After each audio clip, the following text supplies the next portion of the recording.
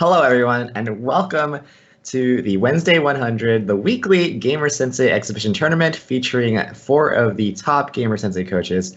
I'm Astrogation. I'm joined by... FKI Shadow. Hey, everyone. Hey again.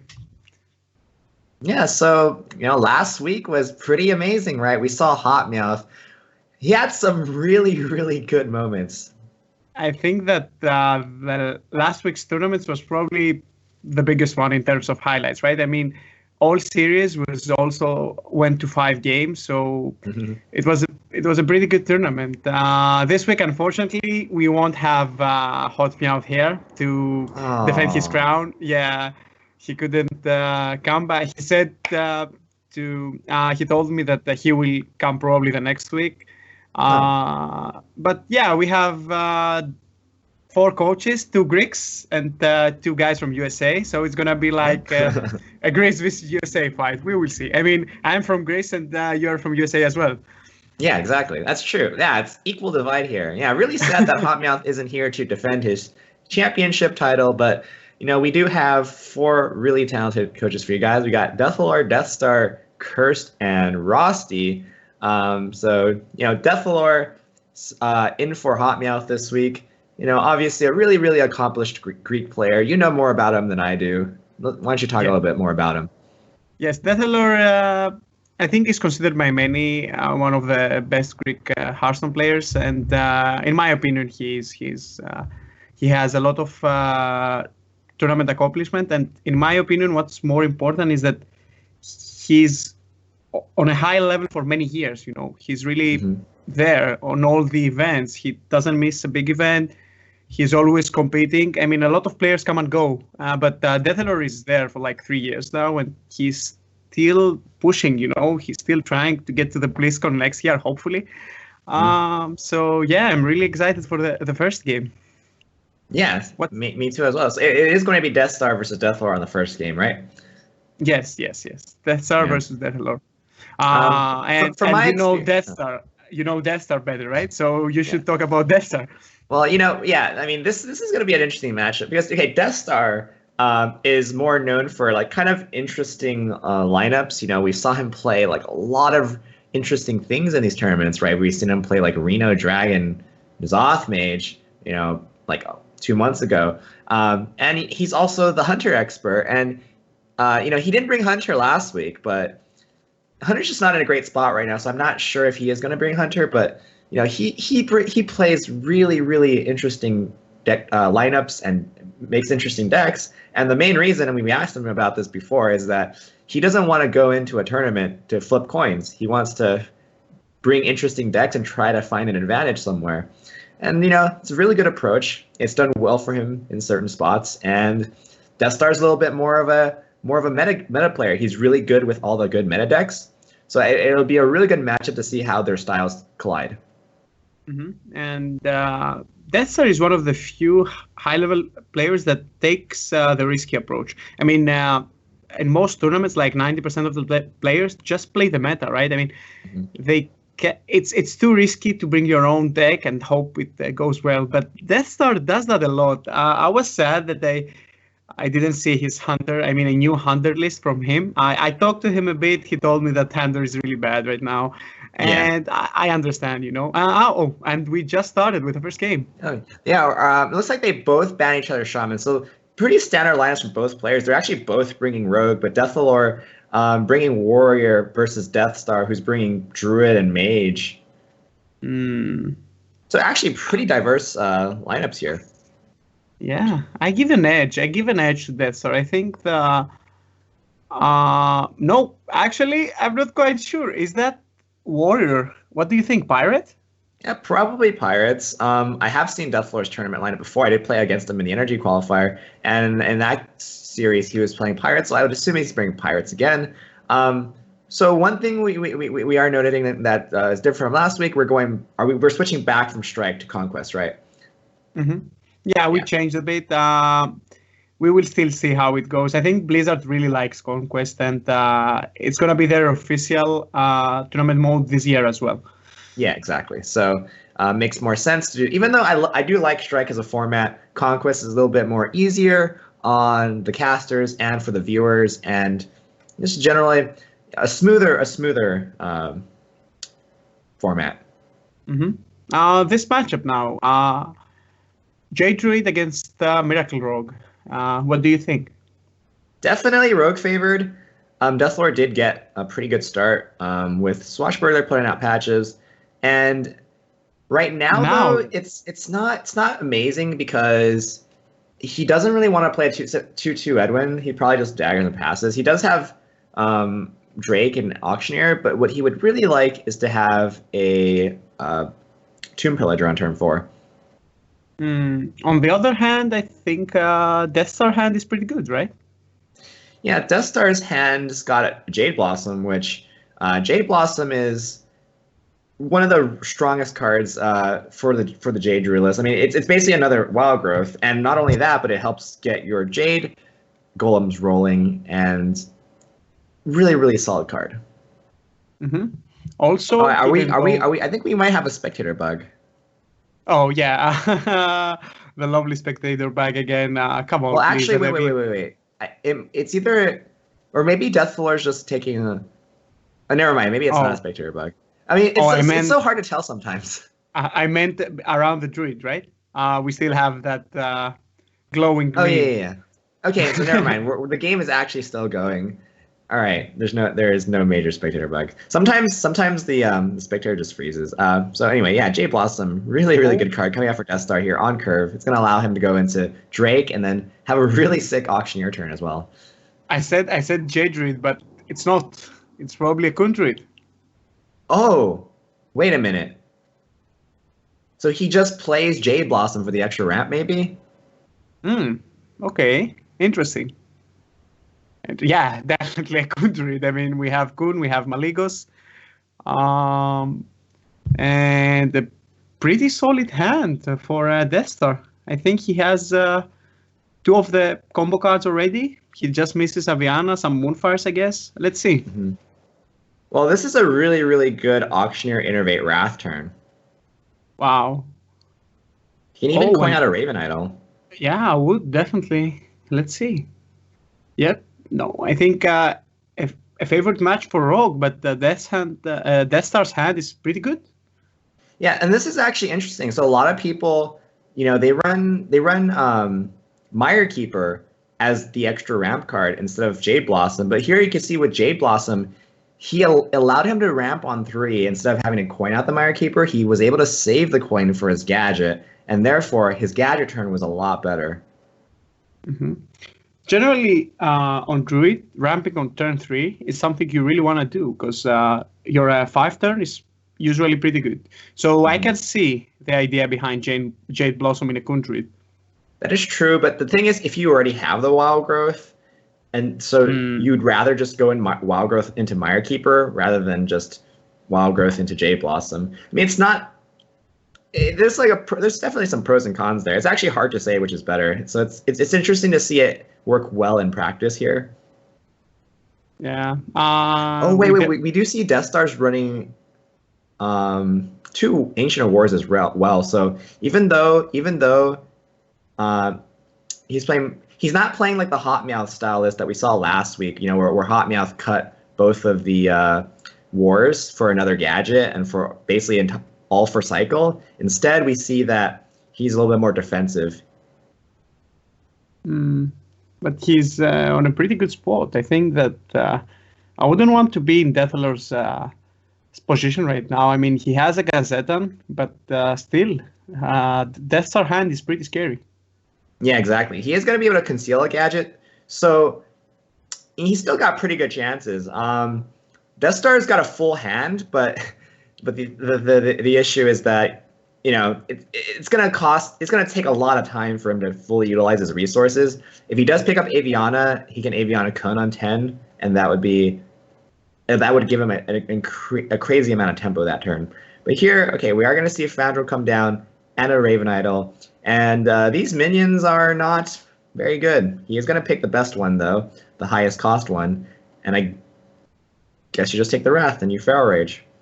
Yeah, probably. And the idea is that right now Rogue is on 10 HP, something you don't see that often. Kun Druid pressuring Rogue that much on turn 8? I mean, right now, Death Star might not even need his combo. He can kill Deathlord. Yeah, that's true. Let's see. I mean, Maligos Moonfire is like 6 damage. Wow. Let's see. Deathlord is gonna start with Prep, Mark of Nature. He's gonna use it for taunt here, so very very defensive, but kind of makes sense in this position. He's gonna go ahead and go for the backstab just to cycle it for free. And okay, Questing's gonna come out and Cold Blood. He still has another Fan of Knives and a Prep and a Counterfeit Coin. So this is actually this turn still going on. Yeah, I think that turn gives Deathlord some chances. I think he wanted to draw that good. Oh, another spell, and he's still going for it. I mean, I get it. Oh, he should backstab his own minion here. Yeah, there it is. Wow, Tomb Pillager. I really like the Deathlord's move right now. Mm-hmm. I think you should go all in that very situation. ballsy move, but it gets him so much tempo. He just killed himself, unfortunately. He doesn't know that Death Star has Maligos Moonfire, but a natural mistake. Oh my god. Well, the thing is, it made a lot of sense for him to kill the Drake there. But of course. At the same time, though, yeah, if you knew your opponent's hand, you would know that you would have to not kill it and go face and have the Auctioneer. You just have to let him contest the Auctioneer. But it's especially when you're roping like that, it's really hard to really think about things like that. I think him killing the Drake was definitely correct most of the time. I mean, you do lose like swipe roots too. So maybe if you spend a little bit longer on it, maybe you would think that going face is right. But I mean, can't really fault him for killing the Drake there. I agree. It was definitely a hard move. I mean, yeah, I don't know. I would probably attack Drake as well. But you're right. He has seen one swipe. He has seen one living roots. Maybe it made sense to go face. Yeah, a really close move. Not a close game. I think Death Star had that game, but really nice move. Let's see. Now going into game 2 here. Death Star going into his Rogue, and Deathlord gets a really, really good counter cue. I mean, Death Star has 2 decks left, right? So Deathlord figures that there's a pretty high chance that Death Star maybe decides to go with the Rogue, decides to queue into Pirate Warrior, and now finds himself, this is a really good position for him to just top the series. I agree, and I'm not really okay. That might make Death Star hand a bit better, but yeah, I agree. Pirate Warrior is pretty good in this matchup. And Deathlord's hand is okay, I guess. No, it's actually pretty good, right? Yeah, he has a Buccaneer. He has a lot of minion pressure, and he also has Leroy as a finisher. I mean, Leroy in his hand at this stage of the game, not amazing, but the rest of his hand is really, really good. I agree. I mean, and even if Leroy is not amazing, sometimes having him in your hand, makes you do a lot of more crazy stuff, like pressuring a lot. So interesting play here. Death Star decides to just hit the Buccaneer once, and this might broadcast the Fan of Knives. Maybe calling out Protein Berserker? Oh. Yeah, I was thinking that Deathlord, it might be better for Deathlord to try to make a play around it. But now he goes for the mate, which is really, really weak considering your opponent's telling you he's going to Fan Knives, right? So now this questing prep fan might just win the game because if Deathlord went for the coin frothing, I think he wins this game every time. But he gives Death Star the out here. I mean, I don't really understand. Yeah, you're right. That might be a bit of a misplay. I think that Death Star simply said that I have a Fan of Knives. Yeah. Questing Adventure or not, it's still a pretty good Fan of Knives. So the question is, though, does Death Star use his coin here? Probably not. Mortal Strike, though. Yeah, and Corcoran Elite. Yeah. But as a rogue, you're kind of fine with this. It alleviates a lot of pressure, and basically you You just want, well, you want to give your opponent reasons to not hit you in the face. So I think Rogue being at 23 at 23 health going into turn 5, and the Pirate Warrior not having any minions on board, it's a really good position for the Rogue. Mm-hmm. I agree. And Death Star hand is not that good. I mean, he's in a weird position. He really needs a Tomb Villager or an Azure Drake. But if he gets to turn 6, he's in a pretty good position. And let's see how Deathlord will try to fight back. A Frothing Berserker. Yeah, it makes sense right now. Oh, gosh. So that picks up another prep. I wonder if he just goes for the coin... Gazette and prep? Coin, gadget, and prep. Yeah, like, basically, you don't have a spell of prep at the moment, but you pray. Maybe if you get an Eviscerate or a Sap, you're in really, really good shape. Looks like he's going to go for the safer play, though.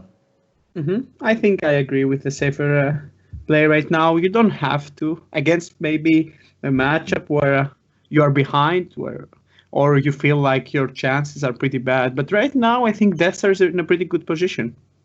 Yeah, definitely. Deathlord's got a couple options here. He can hit the Thalnos, re-equip the weapon, and then play a free Dread Corsair. He can also just play for board here with... Yeah, he looks like he's going to go for the other play, which is he's going to play a Dread Corsair at 3 cost, but he's going to get 2 3/3 minions on the board. And it looks like he would have drawn the Eviscerate. Oh, you're right. But it's still a pretty good Eviscerate. I mean, I guess. Yeah. Prep? Yep. The thing is, if he had done it last turn, he'd have a gadget on the board right now, and his opponent wouldn't be able to develop freely. Oh, by the way, do you coin first before prepping? Oh, definitely not. Because if you coin there, first of all, if you draw another Auctioneer, you're better off perhaps saving the coin. It looks like he's going to actually coin out the Cold Blood now. But the thing is, if you commit to coining out first, and you don't draw if you draw another Auctioneer and not a 1-mana spell, then you're basically floating a mana. So it's better to use the prep there because you know you're going to prep Eviscerate. Okay, makes sense. I was thinking that maybe using coin first, it gives you another option for prepping another spell, but I'm pretty sure Eviscerate was a pretty good option, so you're right.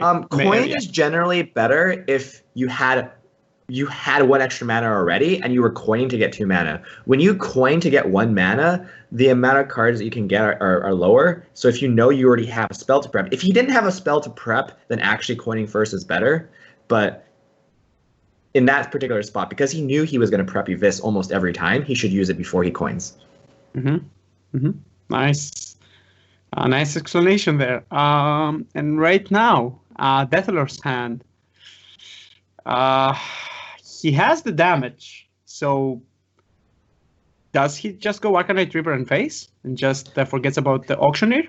I mean, it's kind of... It's a hard call here because the Rogue having an 8/4 Auctioneer, he can just go off and kill, like, he can even outrace you.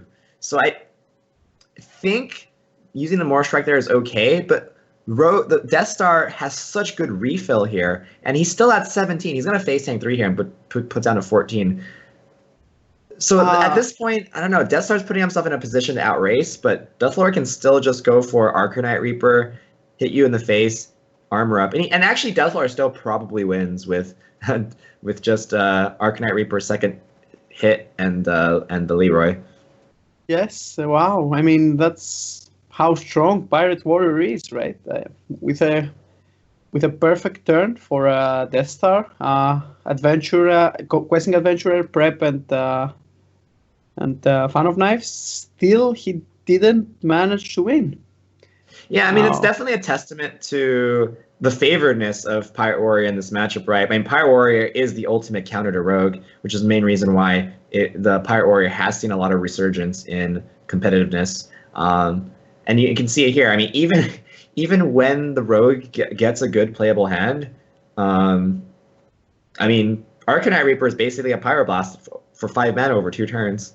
And Rogue doesn't have heal. You play Arcanite Reaper and Leroy. That's basically half the Rogue's health. All you need to do in the early game is to just make sure you do half of the Rogue's health, and then you just win every time. And judging now by the decks, because we are sure that Deathlord has a Pirates Warrior and Death Star has a Conduit. How do you feel about the rest of the lineup? Who do you give the edge?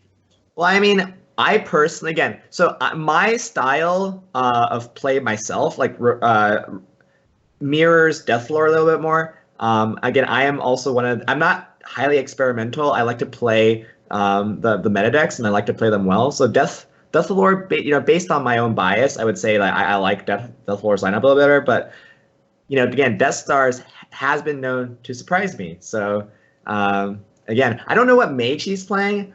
I would imagine it. I mean, I would say maybe it's Reno Mage, because Reno Mage has been really, really popular. But maybe he's just going with something completely different. He's got a Mana Worm, so it's looking like maybe it's Tempo Mage. And actually, Tempo Mage has kind of disappeared since the last expansion. So he has 2 Mana Worms, so it's definitely not Reno Mage. Tempo Mage has just disappeared since the last expansion. So this is kind of interesting to see him bring it back here. And you know what? I was discussing about it with a student lately. I mean, it can work, right? I mean, maybe it can work. Maybe someone will create another version. I mean, the problem with Tempo Mage is that he got nothing from the expansion. I'm pretty sure that you change almost, 0 cards, right? It's the same deck, but one good thing is that your weakest matchup was probably Zuluk or stuff like that. I mean, maybe there is some room for Tempo Mage. Well, I mean, so one of the issues with Tempo Mage that also Zoo suffers is that they benefited nothing from patches, right? You can't play patches. Patches is one of the strongest cards for aggressive decks, and Mage can't make use of patches. Another issue is that one of their strongest cards, Firelands Portal, got nerfed. Firelands Portal, I mean, not a direct nerf, but the 5 mana drops that you can get from Firelands Portal, they became a lot worse. There's 2 additional 2/2s that you can get, and one of the 2/2s damages yourself for like 5 damage when it dies. So Firelands Portal definitely statistically got really nerfed. I agree, and maybe we can see. I mean, I'm not sure yet, but and we can't judge by this game because Death Star hand is pretty sick. Yeah, but this is an insane Tempo Mage start. He's actually just going to play his Arcane Missiles to go face. Having 2 Mana Worms on board, he's able to bluff both of them with it. That certainly is the most aggressive line.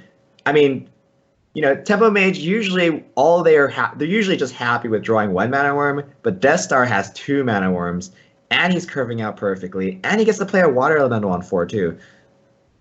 Wow! So definitely. Well, Flamecaller wasn't. It was a good pickup from the Schwarzburglar in this situation, but. Can it save Deathlord right now? It's really unlikely. Doesn't seem Death likely. Star's still drawing well into his curve, and he's going to play out the Water Elemental and just go face. He has a Fireball in his hand, so he's probably going to look to just put Deathlord. Like, it doesn't even matter what Deathlord does at this point. Death Star just wants to put him into a range where he can just die from Frostbolt, Fireball, second Fireball, or something like that. There's our Arcane Blast picked up here. Wow, and now... Yeah, I think you just play Azure Drake. Mm-hmm. Oh, there's the second Fireball. So, yeah, this game is basically locked. Like, Death Star doesn't even have to go face here. He is going to, but if he really wanted to be safe, he wins this game with double Fireball anyway. So if he wanted to, he could just trade. Looks like he's going to go face, though, just because, I mean... I don't know. Because, I don't know. If you already have enough burn in your hand to win the game, do you really need to... go face? You could just trade and play safe and make sure you never die. Because Rogue, maybe they go for like some sort of crazy double Cold Blood conceal while sapping both your minions type of play. I mean, that's a thing. Yes, exactly. I think that's a misplay. I think, for example, Questing Adventure, Prep, sap, something like that. And then Cold Blood. Gave you the game. Yeah. But it's honestly not that big of a. I don't think it's that big of a mistake because it's a very, very specific combination. Although he did give himself immediate outs to draw to that Frostbolt Lethal. But anyway, I mean, that was... I mean, at the end, they're a little bit debatable, but certainly not a huge deal anyway. Death Star is going to pick up that win with the Tempo Mage, something that, again, Death Star, like I said, brings decks that are off meta, and it's working out for him. Yeah, I mean, I was pretty sure it's a Reno Mage. I mean, Death Star played the Reno Mage when it was completely unplayable, and he doesn't play a Reno Mage now because it's Tier 1. It's so crazy, right? Yeah. He plays Reno Mage when nobody else is playing it, and then when everybody else is playing it, he brings Tempo Mage. It's kind of, it's very interesting. Wow. And now he's in a perfect position. He has a rogue versus rogue, and then rogue versus handlock. Yeah, pretty good place to be for Dessa right now. Yeah, definitely. I would definitely favor him highly at this point. And also another thing is that, I mean, in the Rogue Mirror, he's going first and he has Buccaneer, and Deathlord doesn't have backstab. So this is going to be a super amount of pressure. This almost might just be game winning here. Wow, yeah. I don't know. Schwarzburglar, most of the time is pretty good in the mirror, but let's see. Well, in this case, I mean, it's going to be the Buccaneer that just carries. Yeah. Wow. No, I mean Schwarzburglar for Deathlord. Maybe. Right. Yeah, maybe he will get something. You have to go for Schwarzburglar right now, I think, or just hero power. No. Get a backstab. I mean, hero power is more mana efficient, and also you can always save Swashbuckler for things like Edwin and. Wow. Okay, it looks like. Oh wait. Okay, this is the play, right? Because he knows he's gonna get patches, right? So you just hold those patches. Okay, this is actually this is the right play. I totally forgot about the patches draw there, but it looks like Death Star. I mean, he already knows what his play is. He's probably just gonna play that. He's gonna just hit with his weapon, redagger.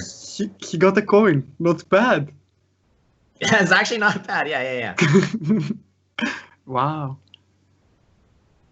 Oh, you're definitely going out to Tomb Pillager right now, right? Yeah, he has 2 Pillagers. I mean, if there's any saving grace for Deathlord there, it's that he top decked a Swashbuckler, was able to deal with the early game pressure, and now he's going to be the first person to get the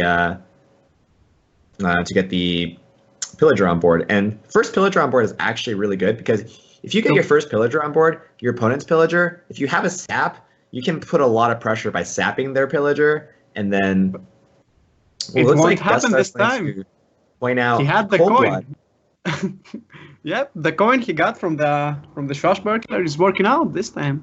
Yeah, so he's able to deal with Deathlord's Pillager. So now even if Death Star's Pillager gets sapped, he doesn't lose that much tempo, and he's not taking 5 to the face. Ooh, pretty tough position for Deathlord right now, because even if he goes for the Tomb Pillager, Death Star has a pretty good play. Mm-hmm. Let's see. And there he goes. Oh, that agent picked up. Do you just clear your whole hand, prep, Fan of Knives, and SI? It makes some sense. You can save the prep and the fan. You can just use the SI and use your dagger plus the 1/1. I think both plays are reasonable. I think the thing is, like, if you top deck a gadget, for example, you're gonna want to have not used the prep fan. But true. You know, the thing is, when you make this trade, you take 5 and then you trade off your 1/1. That's probably a little bit more solid than, wasting your prep fan here. Especially, I mean, if you draw Edwin, if you draw Questing, if you draw Gadget, that's basically 5 cards out of like 20-ish that get worse if you use your prep fan here. And you just keep a 1/1. I mean, yeah. It's you're right. Let's see right now. Eviscerate, Deadly. Yeah, Deathlord's trying to fight, but I don't know. Okay, he's at 13. At least Death Star board got a bit worse. He didn't draw well. Mm-hmm. Sap doesn't help right now. Let's see. Okay, another Schwarzburglar. Oh. Okay. Lotus Ages isn't even a bad card in this spot because this is looking like Death Star basically needs to draw some value. That's definitely a value card, and even though it's like pretty understated for a 5-cost minion, he's going to be able to find at least stuff to do. Oh, there he goes. I mean, I think that Deathlers has some chances right now, probably because Sap was a dead draw. Oh, there it is. The Leroy is here, guys. One Cold Blood away, one Eviscerate away. Let's see. Yeah, I think that Lotus Agents actually was a pretty good pickup. You need some value, as it seems, and yeah, it was a good pickup. I agree. Although this Leroy is actually pretty good draw. And basically, if Death Star draws a Cold Blood or a Vis here, it's pretty much game. Let's see. So, I'm not sure what Deathlord is thinking. He's thinking about whether he needs to conceal his Drake here, probably. It's like he decides not to do it. So no Cold Blood or Evis picked up here. And Death Star picks up Stormforge Axe. I imagine he just takes it here. Wait, does Innervate do anything? Innervate doesn't do anything with his hand, right? Like you just take Stormforge Axe and just hit your opponent in the face. 2 and 2, 4. Does it make a big difference though? I mean, probably not. You don't have anything that does 1 or 2 damage, right? It's either 4 or. Yeah, I think Tomb Pillager. That's true, but the thing is, Stormforge Axe gives him a guaranteed win. Because the thing is, Stormforge Axe is effectively 6 damage, and your opponent's at 11, and you don't want to play Leroy until you can actually finish them. So if you keep drawing saps, for example, then it's better to just take the Stormforge Axe and start hitting them. Right, you prep out. You play the Stormforge Axe, hit him for 2. Prep out the first sap there because you don't really need it anymore. If you top deck another sap, for example, you just sap again, hit him for another 2, and then the turn after that you have lethal. Basically, makes a sap. Basically, makes like a sap top deck better. I agree. It makes sense. There are some points why to pick a Tomb Pillager, which is like, wow, a sap. Okay, just for draw, it makes sense right now. I mean, Deathlord must pressure. Yeah, you definitely conceal here. Okay, do you coin? No, coin here? Well,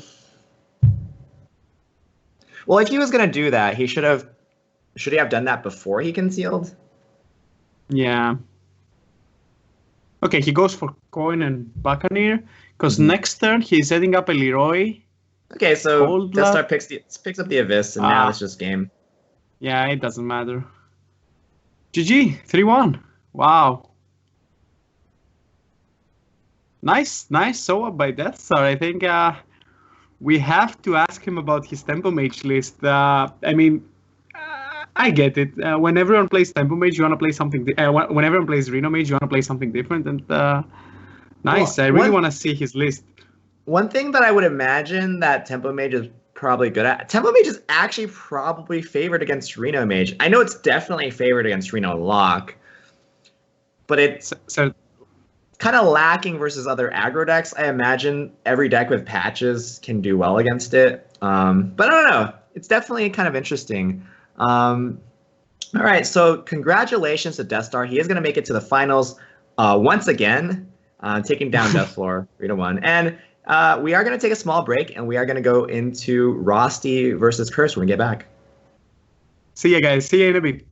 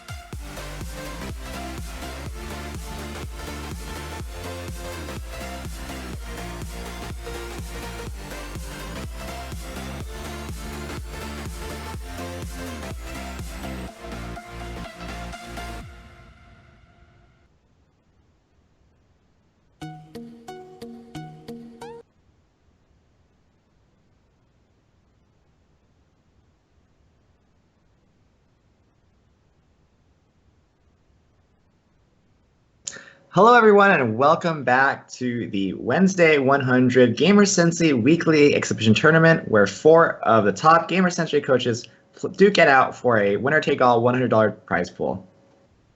Hey guys, again, and I have you some pretty interesting insight. I just talked with Deathlord, and he told me he was expecting a Reno mates, so he gave backstab back, and he kept auctioning on Mulligan. Oh, wow. That's crazy, right? I mean, it makes sense. If your opponent is a Reno mage, it makes sense. Auctioneer is a really good card, but if he's a tempo mage, he told me that he couldn't expect a tempo mage, and God, you know, he it's like that's somehow how Death Star wins. I mean, now the other guys knows what Death Star is playing on the final, but sometimes, you know, the element of surprise, right? Yeah, definitely. I mean, that's certainly where Death Star finds a lot of his edge. He does a lot of mind gaming to his opponents. People don't know what to expect because he could bring anything, and that's the advantage of playing off meta decks, right? People just don't know what you're playing and what cards you have in your deck. And when they don't know that, they're going to mulligan suboptimally, and you're going to have a huge advantage in the early game. And yeah, we saw that right there. That was definitely helped him win the series. I mean, imagine how much, how different would the game be if Deathlord had a backstab in his starting hand. I mean, he would simply kill Mana Wyrm on the turn 1. So on turn 2. So it's like, wow, how some simple stuff can change the whole game. Yeah, exactly. But you know, we are getting ready to go into our next match between Rosti and Cursed. Again, another NA versus Greek. We actually had the first match NA beat out Greece. What do you think about the second match? Okay, second match. You know, I was flaming Rosti a bit. I was like, man, just win already, right? I mean, Rosti hasn't got a win in all those tournaments, and he's like, man, I don't know what's wrong. I don't know what's wrong. He just needs to win one best of 3. I think this time he went with his guts. I saw his decks, and he went with decks he's comfortable and not with meta decks. Because, okay, I will bring it. He's bringing Paladin. So, you know, I know he's a good Paladin player, and this time he chose a completely different path. He didn't pick Rogue. He picked classes he really knows, and I think it might be this time. On the other hand, we have Curse, right? I mean, Curse, last time he was... You remember how he lost the last time? Right, yeah, the Mana Tide, rolling the Mana Tide off of Faceless Summoner. Yeah, that was definitely, I mean, yeah, Cursed had that series 1, and then unfortunately kind of gave the series to Death Star. But this time around, yeah, Cursed is more of like a meta player. Rosti, again, on the other hand, plays a little bit differently. I mean, Rosti's bringing Paladin, which is arguably one of the 2 worst classes right now, next to Hunter. But he's bringing it here, and I'm actually going to be surprised to see what it is. Maybe it's Anyfin Finja. All right, that would be my best guess. Yeah, I saw him play that on the stream. That would be my guess. Another deck that I have seen in ladder a bit is like Aggro Paladin with Divine Favor. Have you spotted a bit? I mean, could work against Reno decks. Yeah, it's like not something that I've seen very often, but yeah, against decks that have a lot of keep a lot of cards in hand, Divine Favor can get you a ton of value. The only thing is, like, I just don't know that people haven't really delved into whether or not cards like Smuggler's Run are actually, you know, it's a bit slow. I mean, but yeah, against Reno decks, maybe it works out. I don't know. Just people haven't really tested it out yet. Yes, true. And yeah, I'm really interested to see what's the list exactly. Just before we start, to get the people ready, Rosti is bringing Paladin, Warrior, Shaman, and Druid. I mean, Warrior, Shaman, and Druid makes a lot of sense. Paladin is a bit of meta right now. Yeah, I mean, basically, based on you know, Curse's lineup. I mean, again, but all of those classes, he's probably basically the only difference between him and Deathlord's lineup is that he's playing Druid instead of a Warlock. Yeah, Curse is like a classic lineup, right? Shaman, Warrior, Rogue, Druid. I mean, 4 of the 5 or 6 most played class. Pretty solid lineup. I'm pretty sure they are meta decks. Cursed plays meta. And okay, there we are with the first game. And we have the Paladin. And you're right. It's the Murloc Paladin. All right. I'm Finja. excited to see this. I'm excited to see this Finja. Finja, Murloc Paladin against Miracle Rogue. Let's see. Do you have any insight in that matchup? Because to be honest, I have no idea.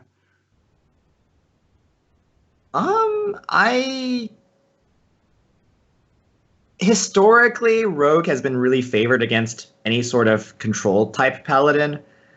On the other hand, Finja is a 5-mana 2/4 that can't get sapped and can immediately pull out 2 Murlocs from your deck. So it can pull out a War Leader plus Bluegill and immediately charge 4. So yeah, I don't know. I'm gonna lean towards Rogue, but at the same time, how can I know for sure? And to be honest, I think Finja, a really interesting card, right? I mean, everyone was really questionable about it. Like, is it gonna be played? Is it gonna be huge? I mean, some people thought it will bring a huge boost to Murlocs. What's your opinion about Finja as a card? I thought it was going to be unplayable, and then people proved me wrong, and then now I think it's like okay, but I don't think I'm going to craft it just yet. That basically sums up my opinion.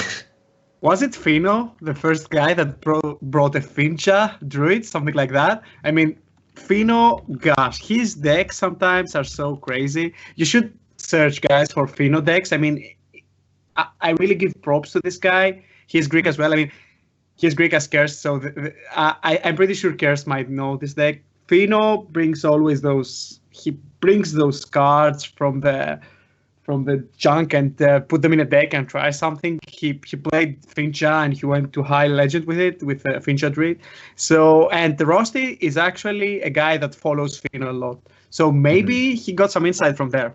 Yeah, definitely. I mean, Fino. I do remember when Fino first kind of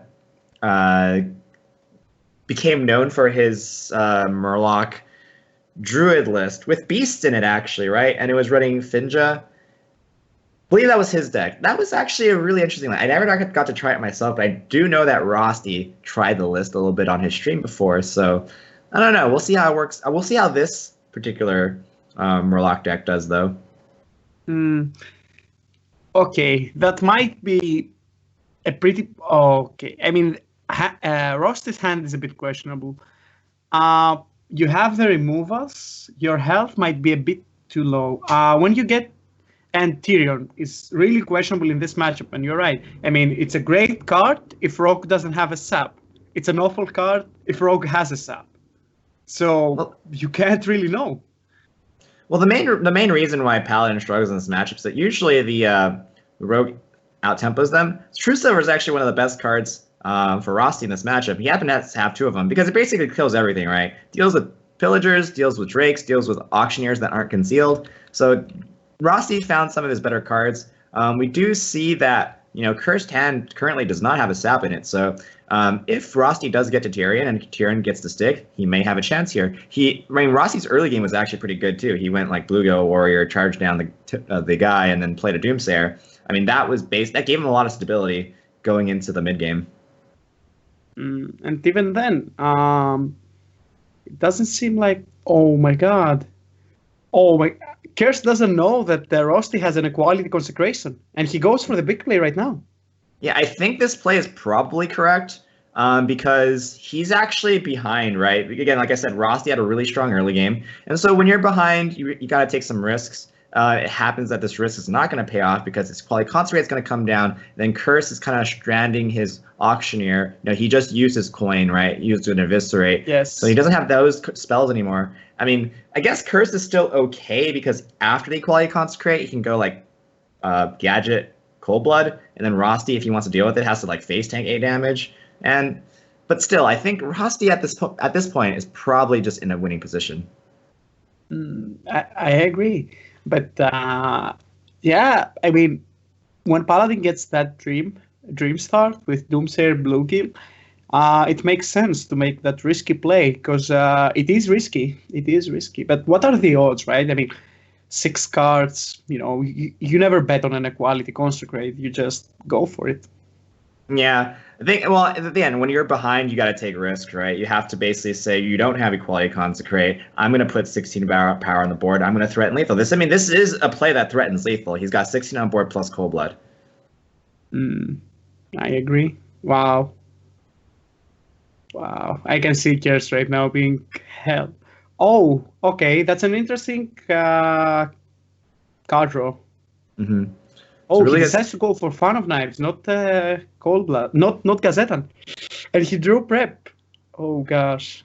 Yeah, I guess he didn't want to give up his gadget for free, right? So, I mean, it's not necessarily for free. Your opponent has to face tank it for 8, but perhaps he thinks he can fan. He gets 2 draws to try to find a conceal, or actually even, so he just fans that turn, right? And, like, he can go gadget, cold blood, and conceal. So he actually has, like, 3 or potentially even 4 draws to find conceal. Let's say he's going to go for the gadget now. He's going to prep, sap, cold blood, conceal. Without knowing that the opponent has a Tyrion. Another really hard turn for Kerst. Yeah. I mean, he has to go for it, but gosh, if you knew your opponent has a Tyrion, you would not use sap right now, right? Well, it's kind of close because when you go off with Auctioneer like this, you can, if you're running 2 saps, you can just find your second sap. Not only that, but if you just let your opponent's Doomsayer go off, you're losing tempo for the entire turn. So in this situation, sure, your opponent gets to play Tyrion, but now you have a concealed gadget and a 3/2. But Rossi's going to go ahead and find the second equality consecrate. Okay, would you consider Rosti hands really lucky or just a bit? Because in my opinion, it's a great hand against Rogue. Yeah, definitely Rosti had the hand to beat Rogue, right? He was able to stop the first Buccaneer. He had the True Silver Champion, and he had the Equality Consecrates when Cursed best option was to go all in. So definitely a better drawn game from Rosti. I mean, I don't know. I think both players play this game pretty reasonably. Unfortunately, Curse got the shorter end of the stick. But he's going to be able to conceal his second Auctioneer, so I think the game's probably not over yet. Oh, and prep right here. He's thinking about keeping the prep. Yeah, I don't think you need to use the prep now, because if you don't hit anything, like if you're going to, you should probably just naked Cold Blood first and see what you get off Cold Blood and see if you get anything worth prepping. If not, you don't necessarily need to use the prep. You can save it for next turn, because your opponent can't deal with your Auctioneer, right? He's already used 2 equalities. So it's actually impossible. You can actually prep now, and it's a little bit, maybe he just preps out the Shadow Strike here. Okay, so I think it's lethal. I think it's lethal, though. It's a Bluegill, Murloc War Leader Owl, that's 6 and 10. That's lethal, right? I think he might be 2 off. Wait, he's lost 1 Bluegill on 1 War Leader? It's 2 off. It's 2 off. Okay. Yeah. I got overhyped. Oh, there's a Dirty Rat in Rosti's deck. Okay, I like it. Dirty Rat. Okay, and actually right now Gerst has chances. Yeah, he's got a 12-4 concealed Auctioneer. Actually, with his if he draws a Leroy, he wins the game. Okay, he still needs something for the Dirty Rat, right? Oh, right, he was stealing some. Okay, so actually Leroy doesn't win the game, right? The Dirty Rat's a taunt. Yeah. So he's gonna need more than just Leroy. Okay, let's see. Swashbuckler. Perhaps he can get something from Swashbuckler. Yeah. Equality. Okay, might be might be a long stretch, but let's see. Really interesting. Okay, eviscerate. On what? Face. Okay. So you start off by backstabbing the Dirty Rat now. Yeah, definitely. Because if you find another 4 damage, that's game. Backstab? Oh my god, that's so tense. Do you Swashbuckler or Azure Drake? Do you have another Viscerate on deck? What is Swashbuckler? Swashbuckler finds you. You can get Consecrate. Yeah. Consecrate? Enter the Enter Colosseum. Colosseum. That doesn't help. Wait, no, I think that's the play. Hold on. Is that the play? Enter the It's one off. Colosseum. Oh, no. Oh my god. Yeah, that's one off. Yeah, that's one off. One off. Oh my god. Uh-oh. Oh.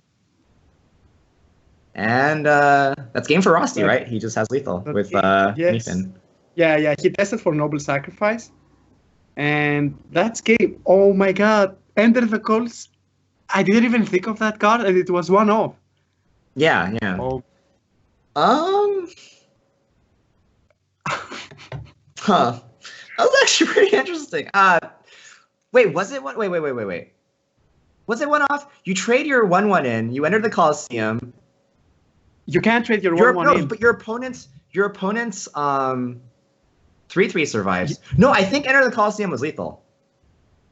Oh my god, if you trade your 1/1, you trade the 1/1 and then the Dirty Rat doesn't lethal. survive. The 3/3 survives over the Dirty Rat. Oh my god, it's lethal. You're right. We would have to probably rewatch that, but I actually think enter the Colosseum was lethal. You trade the 1/1, you enter the Colosseum, the Outdoor Peacekeeper survives for your opponent.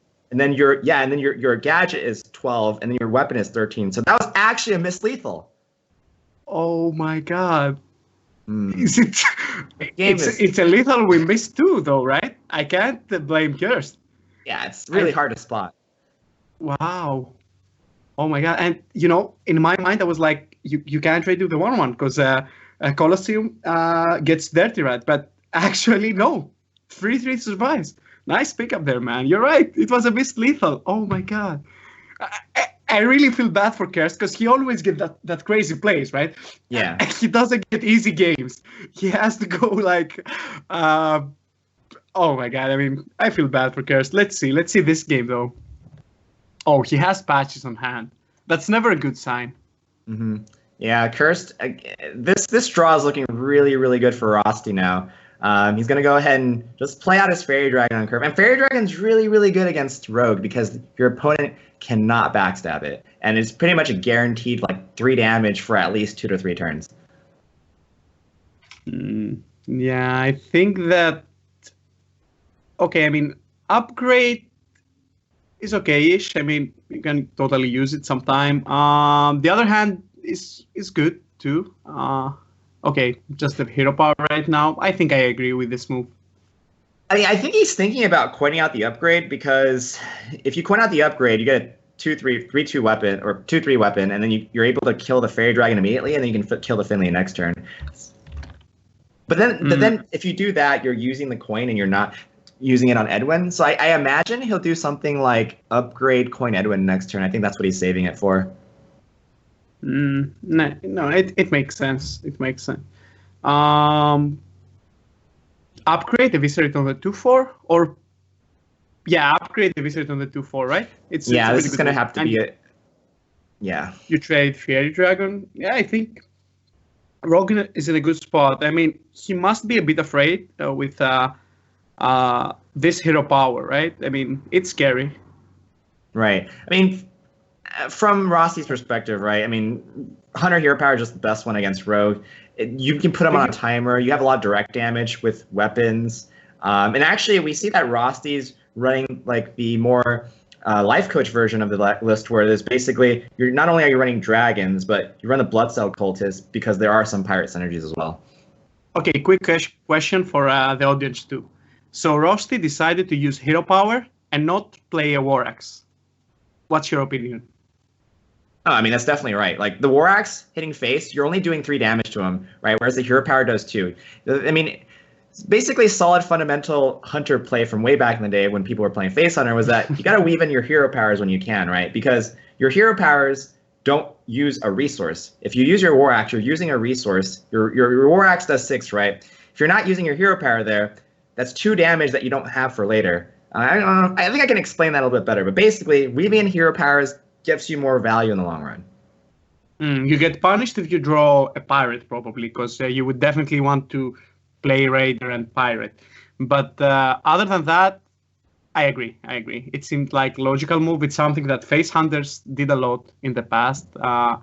They would use hero power any chance they could. Yeah. Okay, exactly. this time you don't have. Oh, yeah, exactly. This time you don't have the time to use your hero power because you must pressure against against Van Cleef. Right. Yep. Now you see your opponent has Van Cleef. It's a little bit. Now that's not what Rossi wanted to see, but at the same time, he's got a wide board. He's got a lot of reach with his hero power and the War Axe. So the thing is, with hero power, if he's in it, when Rossi gets to a situation where he can hero power and War Axe, right? That's 5 damage per turn. So that's basically like an Arcanite Reaper. Exactly. Oh my god. It's one of those games again. I think that I'm not sure on who to give edge. Probably Rosti, but yeah, definitely. I mean, Rosti's still at 29, and so there's no way that Curse can possibly outrace him. And Rossi's got the hero power too, so that's definitely a huge timer that he's putting on Cursed. I mean, if Cursed just eviscerate on the 3/3 and goes face for 8, isn't that? I give him some chances with this move. It's probably. I think he will go for it. Yeah. Oh, he trades. Okay. I'm not sure if I like that move. Do you win the race if you just start trading against this hero power? Trading puts you in a situation where you win if your opponent whiffs. Like Rossi was pretty close to whiffing here. I would say double War Axe in hand is kind of a whiff. So, yeah, so trading there plays to your opponent whiffing, which is somewhat reasonable. But it feels really bad to sink your Edwin into a 3/1 for sure. Yeah, I agree. And again, I only liked going Edwin face because of the conceal. For example, Edwin face again for 16, Tomb Pillager conceal. That was the idea. And with Leroy on hand, maybe there was some rich potential, right? Right. Oh, now. Actually, speaking of that, though, the winning play for Cursed here is actually just Leroy go face conceal, right? Because 14. If you go, yes, you're right. Oh my god. I don't know. Maybe he has something on his mind, but that's really defensive. That is really defensive. Okay, so there's 2 approaches there that Curse could have taken, right? You just go for the Leroy, face for 14 conceal. You're 1 damage off lethal, and then you just hero power the next turn. You're setting up 2-turn lethal.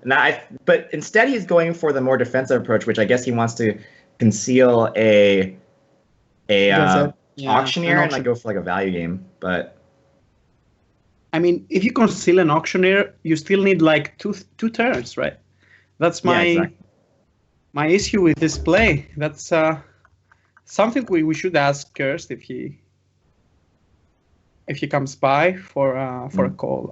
But definitely some hard decisions, and that's why I really like those tournaments. Right, we have so many hard decisions and we try to analyze because these guys are coaches and they bring some huge experience and they analyze their plays a lot. I mean, you can see most of them are like roping like life coach. I mean, let's see. It's really interesting right now. All right. Rosti. I mean, again, Cursed at this point, in the middle stage of the game, play to Rosti whiffing. It looks like Rosti is kind of whiffing, but again, the 2 War Axes are going to allow, with the hero power, are going to allow him to just basically have the timer that we talked about. And the moment he draws a Drake, that's game. Just needs a Drake. There is a way for Cursed to, if he goes Leroy and Cold Blood and gets an Eviscerate or another Cold Blood, that's game 2. So you just go for it, in my opinion. Yeah, you have to assume that you're dead next turn. How about Conceal first and then Cold Blood? Just to see what you can't draw an Eviscerate, right? Oh You yes, you're can't. right. If No, you no, do no. that, you can't draw Yeah, your yeah, yeah. initiative. You're right. You're right. You lose one chance. Oh my God! Did you just conceal for that second cold blood? Yes, you do. Yeah. And backstab. Oh my God, that's. Ooh, another back. The dream is still alive. The dream is still alive, and still now he doesn't have a lethal. So yeah, you should trade one minion and go face this time. Mm-hmm. Okay, let's see, dragon or not. Oh, Oh, still that works too. That yeah. works too. Okay. Okay, so that was a tough game for Cursed. I mean, he had a turn where he could have just set up 2-turn with, hit opponent's face with Edwin, and Leroy for 14. Right, his opponent was 29. Right, you hit him for 14, you conceal, you have another 14 on board, you just dagger, and that's 15 the next turn. He had a possibility to set that up, but he played really, really defensively with his Edwin, and it ended up costing him the game. Yeah, I think that he didn't know his opponent hand, but if he knew, he would go for the 2-turn lethal because Right. Roasty didn't had anything. And you said that Kirst plays around Roasty not having anything, but the idea is that setting up lethal is the same thing, and it's even better in this situation. So it might be a small misplay. Yeah. But let's see this time. Aggro Shaman against the Druid. I'm pretty sure Aggro Shaman is favorite in this situation. Aggro Shaman is certainly favored, but Rosti has one of the best cards in his deck. He actually has an interview. He runs 2 mulches, which is kind of interesting. And I think if Curse, so normally like the Shaman like wants to go for like a coin 7/7. Actually, Curse's hand is kind of interesting. He's got multiple ways to play his hand, but basically Rossi's going to have an answer to the 7/7, which is what he needs in this matchup. Yeah, I'm pretty sure I really like 2 mulches though. Really, who plays 2 mulches? Thumbs up for Rosti. We're seeing really interesting stuff today.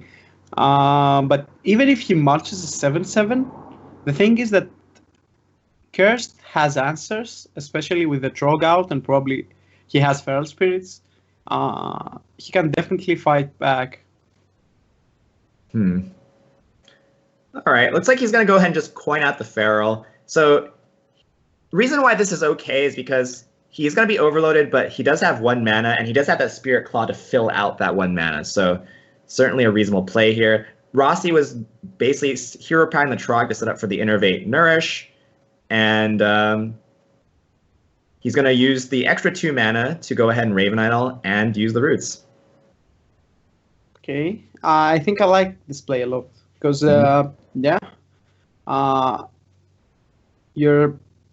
you're defending in a good way. I mean, Curse does only 5 damage this turn. I don't think it's enough in the long run, but let's see. 2 mulches are pretty good in this situation. Wow, okay, Innervate. That's a dead draw. Yeah. So Rosti's mid game seems to be a little bit fizzly here. Drawing that second Innervate without really anything to do with it is kind of unfortunate. He will have the answer to the 7/7 though. He'll have an answer to 2 7/7s. I don't know if he's ever going to find an adequate target for the second mulch though. Maybe he's just going to have to use it on like a totem golem or something. Probably. I mean, and let's see what mulch gives, because sometimes it gives something pretty good. Defias. Oh, if Druid doesn't have a swipe, Defias is pretty good. Yep. Let's see. And it's actually not that hard to combo out either. I mean, you're pretty much getting the value every time. Exactly. I think that Curse is winning. It seems like it. I mean, it's a favorite matchup for sure. But 2 mulches, interesting addition. I mean, I really like what we see today. Looks like Rossi's going to value the cycle. Oh, wait. So this is actually Jade Druid.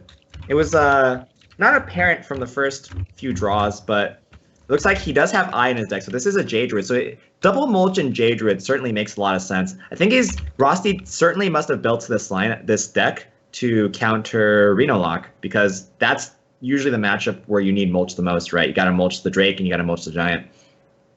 Okay. So yeah, it makes sense. And right now you're in cursed position. You use milestone portal, I guess. Maelstrom Portal is certainly reasonable because it does deal with the 1/1. You probably don't even have to. You're probably just ignoring Eye at this point and sending all 7 damage to your opponent's face. I wonder if he uses his weapon. He probably does because he has the J Claw. He's probably just gonna J Claw burst for the lethal push next turn, right? So yeah, definitely should just use his weapon there. Oh, that's a good draw. But does it save him? So 15 and 10, 25. Yeah, I think Rosty's safe for now. Let's see. Although it's kind of interesting. So he earlier on he decided to not use the mulch on the totem golem, which could have worked out better or worse depending on what happened here. Cursed found himself another 7/7, so looks like Rosty's stabilized here. And if Cursed does play the second 7/7, this second mulch is going to show a lot of value. I don't think he is, though. I'm pretty sure he can use both Jade Lightning and Lava Burst. Or no, it's an overkill. Yeah, maybe he will. And oh my god, second mulch is working. I mean, Cursed play here is very reasonable. I think getting the 7/7, he doesn't have lethal, right? So getting the 7/7 out, it's a really slow card. He's already seen 1 mulch, right? The thing is, in a tournament setting, I don't think you ever put your opponent on having 2 mulches. Yeah, you can't expect it. You're right. Let's see. Oh my god, second mulch. It is going to allow Rossi to come back into this game. You're right. You're right. I mean, I didn't expect it, but I mean, Rosti has a lot of damage as well.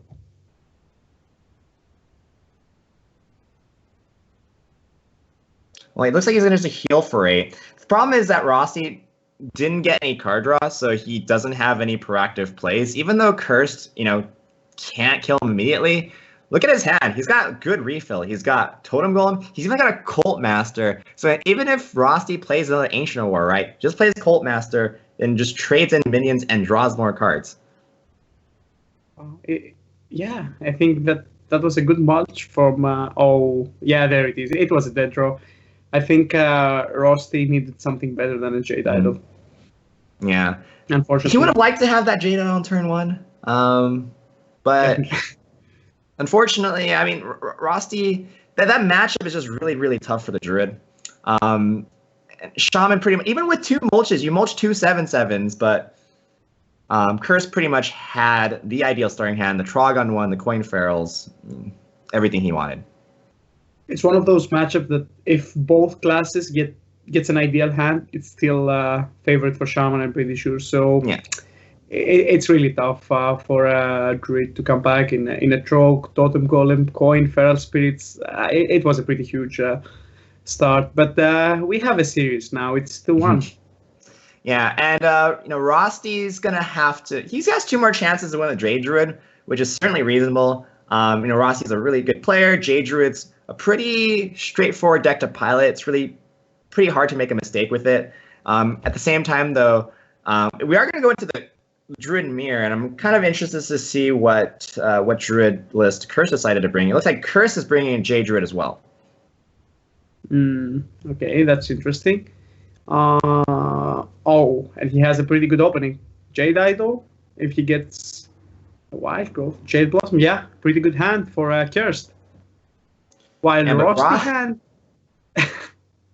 Yeah, interesting hand for Rossi here. He's got 2 Innervates and a Nourish. Innervate, double Innervate for a mana and hope you get a war. No, I mean, no, it's too crazy. Even if you do that, though, the thing is you can't play a ward immediately because the turn after you don't have 4 mana. What's more reasonable is that he probably saves his Innervate turn 1. So it's better to just pass turn 1, see what you draw, and then if you draw like an Azure Drake or something playable, you can coin Innervate Nourish on turn 2 and save your other Innervate for a bigger swing turn later in the game. Oh, there's another Drake. Stop doing that. Yeah, so now we are cheating. Well, I mean, as a competitive player, I know these spots inside and out. Oh, it looks like he's going to play the Drake instead of nourishing for mana. Okay. Oh, I think I like that move. I was gonna play the Drake as well in his position, but let's see. It's a little bit more proactive, but the nourish, he can hero power and actually get value from his hero power. And then he'll have. Problem is that now if he wants to nourish, he's gonna have to spend his other innervate to do so. But maybe he's doing this because he figures he needs to use his nourish for draw because he had 2 innervates in his starting hand. Yeah, exactly. I think I would use innervate for draw. I would use nourish for draw as well in this position. But let's see. So Cursed has already summoned 2 Jades, while Rusty hasn't summoned any. Right. Not only has Rusty not summoned any Jades, but Curse is also ahead on mana. I think the thing is, though, that in the Druid Mirror, being ahead on mana is so important that now that Rusty didn't use the innervate, didn't use his nourish for mana, he's actually going to have really, really weak turns going forward. I mean, he can't even... I guess he can innervate out his Jade Behemoth afterwards, but he ended up finding his other draw engine, right? He ended up finding Auctioneer. So if he knew he was going to draw an Auctioneer at some point, it's definitely better nourish for mana. Let's see. Okay, so you definitely want to kill the Azure Drake this turn. Okay, innervate Jade Behemoth. No, I think I like this move. I mean, I think Krusty wants to be proactive, and he showed that already with his 2 innervates. Let's see if it pays out. So a mulch from Curse 2. Both players like this card. Yeah, I mean, well, typically the Druid lists are going to run 1 mulch.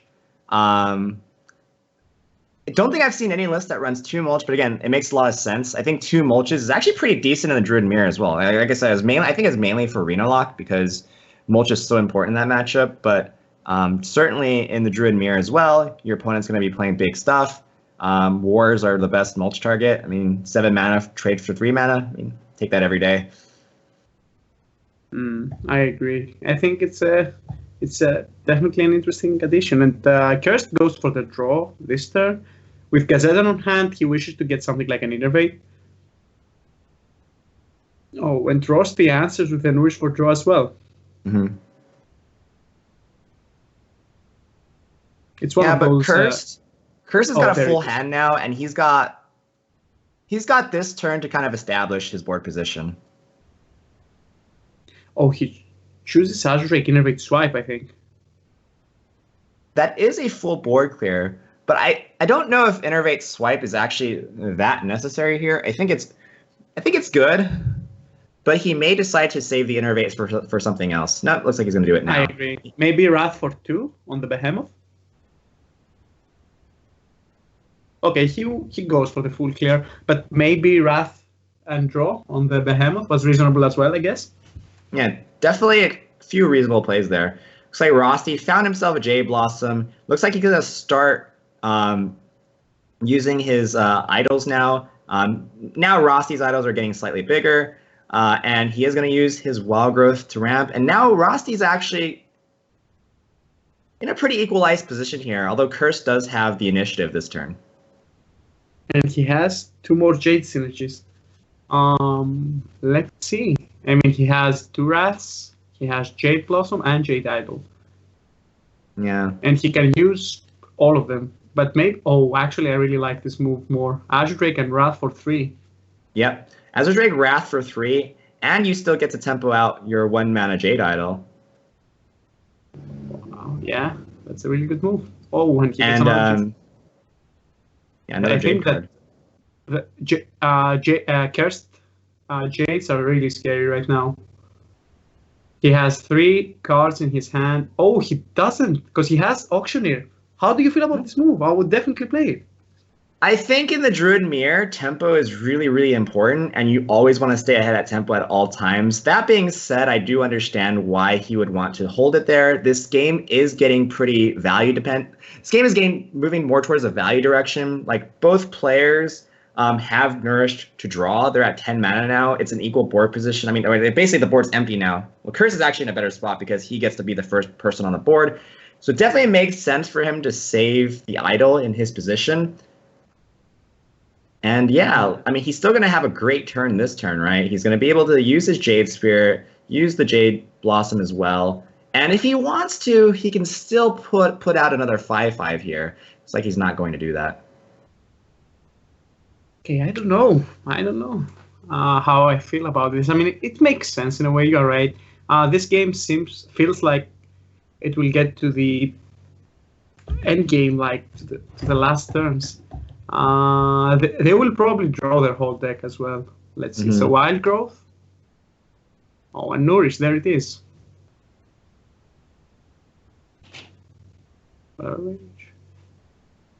Still no Jade synergy for Rusty. Oh, he gets Fandral though. Well, one thing that I will also point out there is that if Curse put another 5/5 on the board, he would have put himself in a better position to have lethal next turn.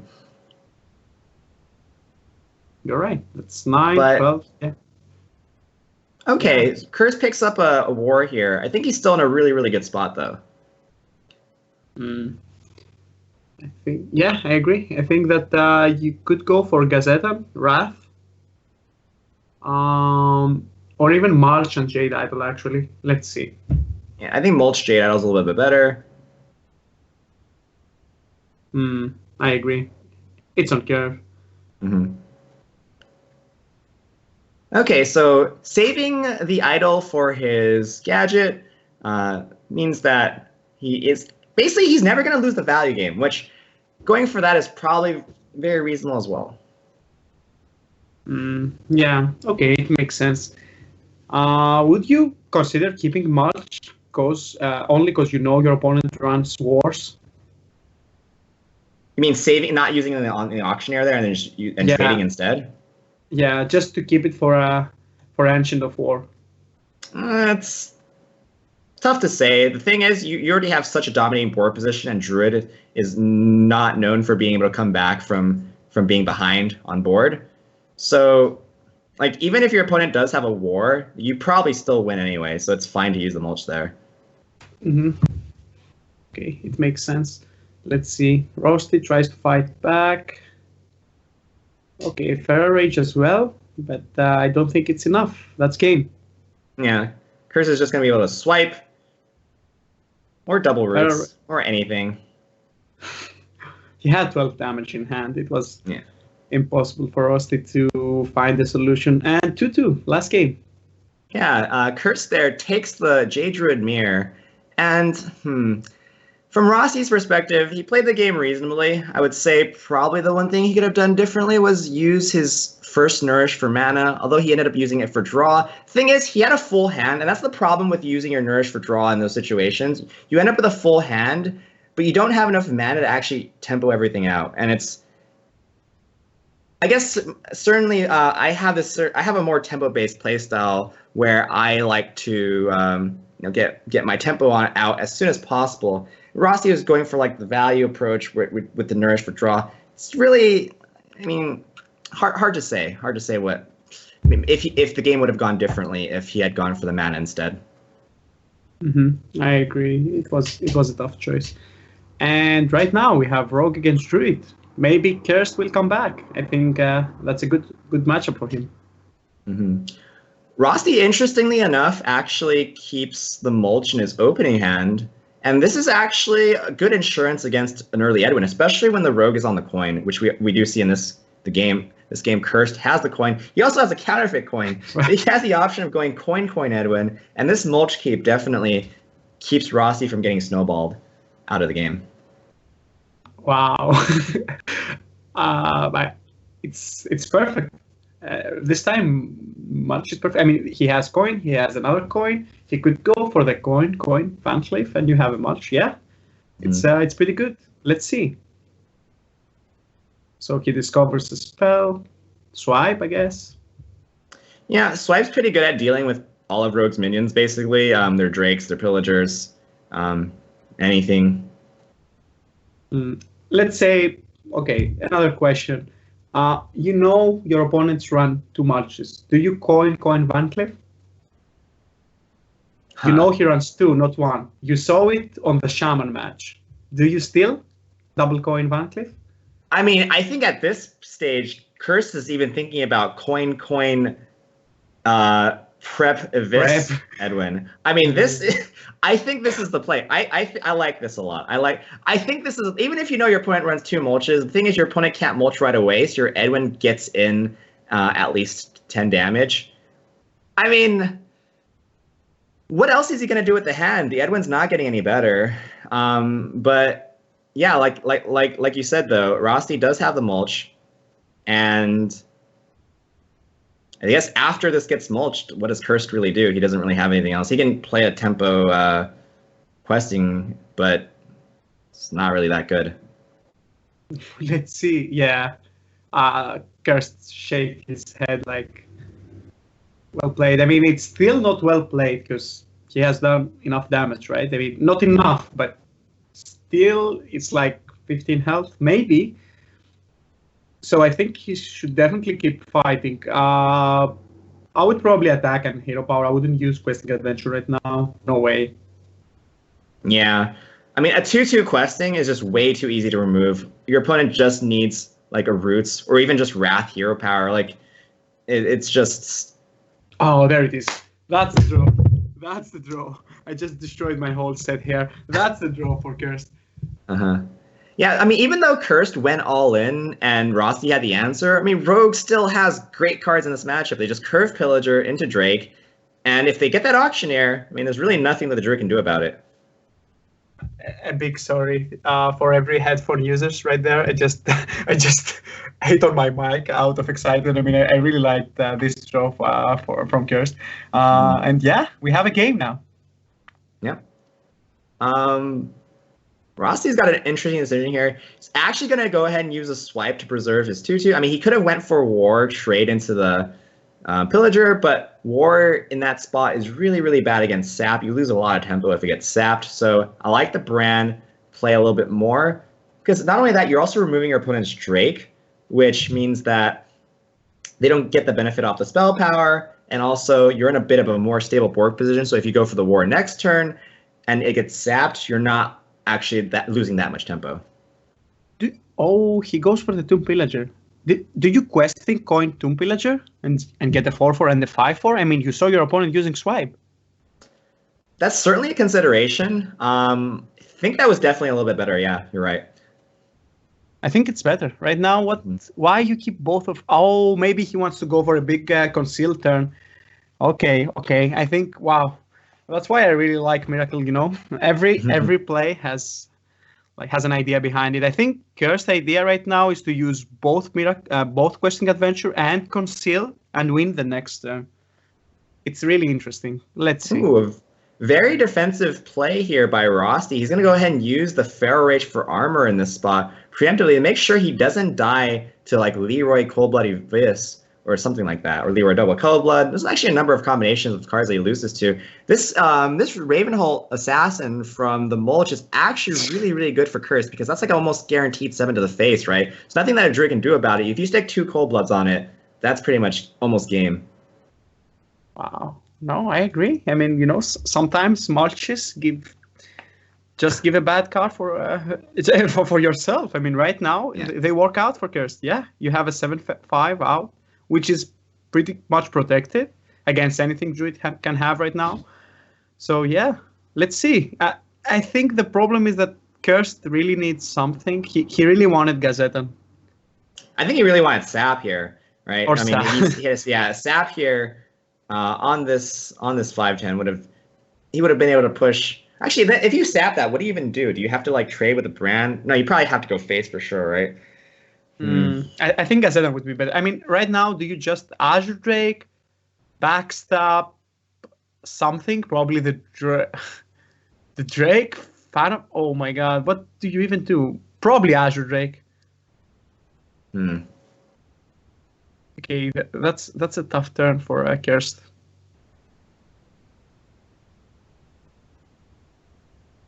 Yeah, Azure Drake, backstep on the Drake and you trade your 7/5. Let's see what he draws. Okay, Leroy.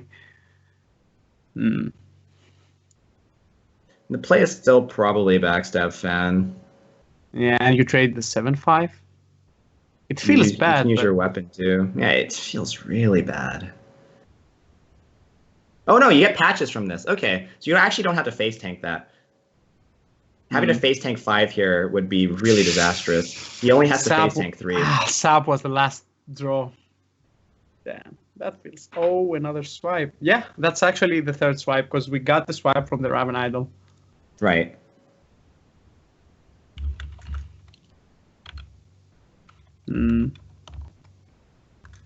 So, yeah.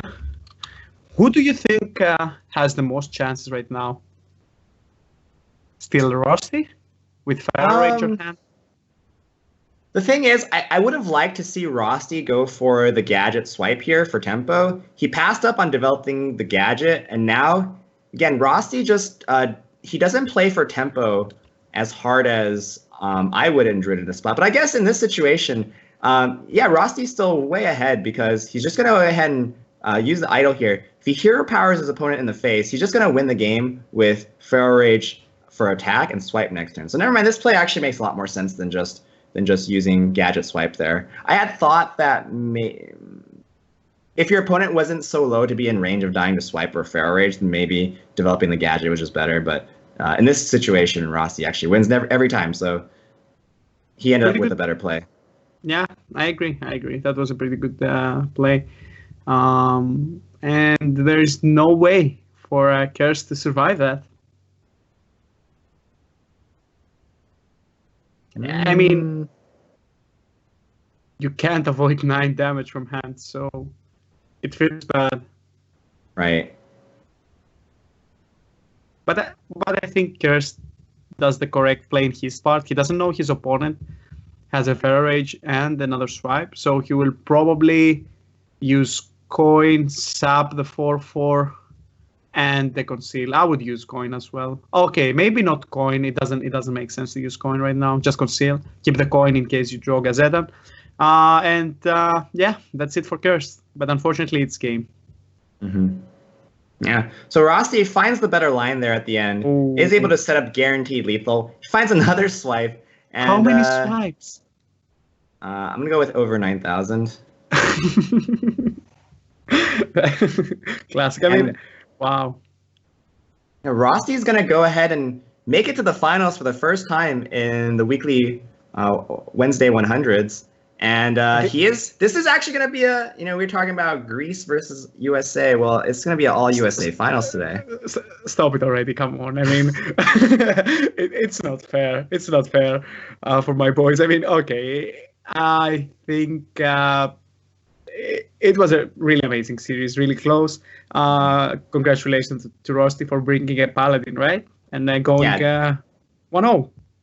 I mean, I'm surprised at how smoothly the Paladin performed there. He queued it into an unfavorable matchup, right? You would argue that Rogue is favored, but I mean, we did talk about how Cursed had a really, really tough turn. Ended up missing lethal. It was like a really weird lethal too with Enter the Coliseum, and yeah, I mean that game, honestly, not missing lethal there, that might have cost him the series. Because, I mean, I think the rest of his decks could have easily picked apart the Murloc Paladin. I agree, but I can't blame Cursed. I think we pretty much didn't see it much. So it's something you can miss, especially if you're opting out. It was huge pressure. But yeah, good series. Congratulations to Rusty. He was like, when we talked, he was like, man, I can't win. I don't know what's wrong. I just can't win. And I was like, man, just bring your decks. Bring Paladin. I'm glad he brought the deck he's really comfortable with. And we have a Tempo Mage and the Fincha Paladin on the final. Yeah, I mean, the first tournament, right? Pretty good diversity, yeah. So we're going to go ahead and take a quick break. When we come back, we are going to have Death Star versus Rosty in the finals, playing it out to be the champion of this week's Wednesday 100.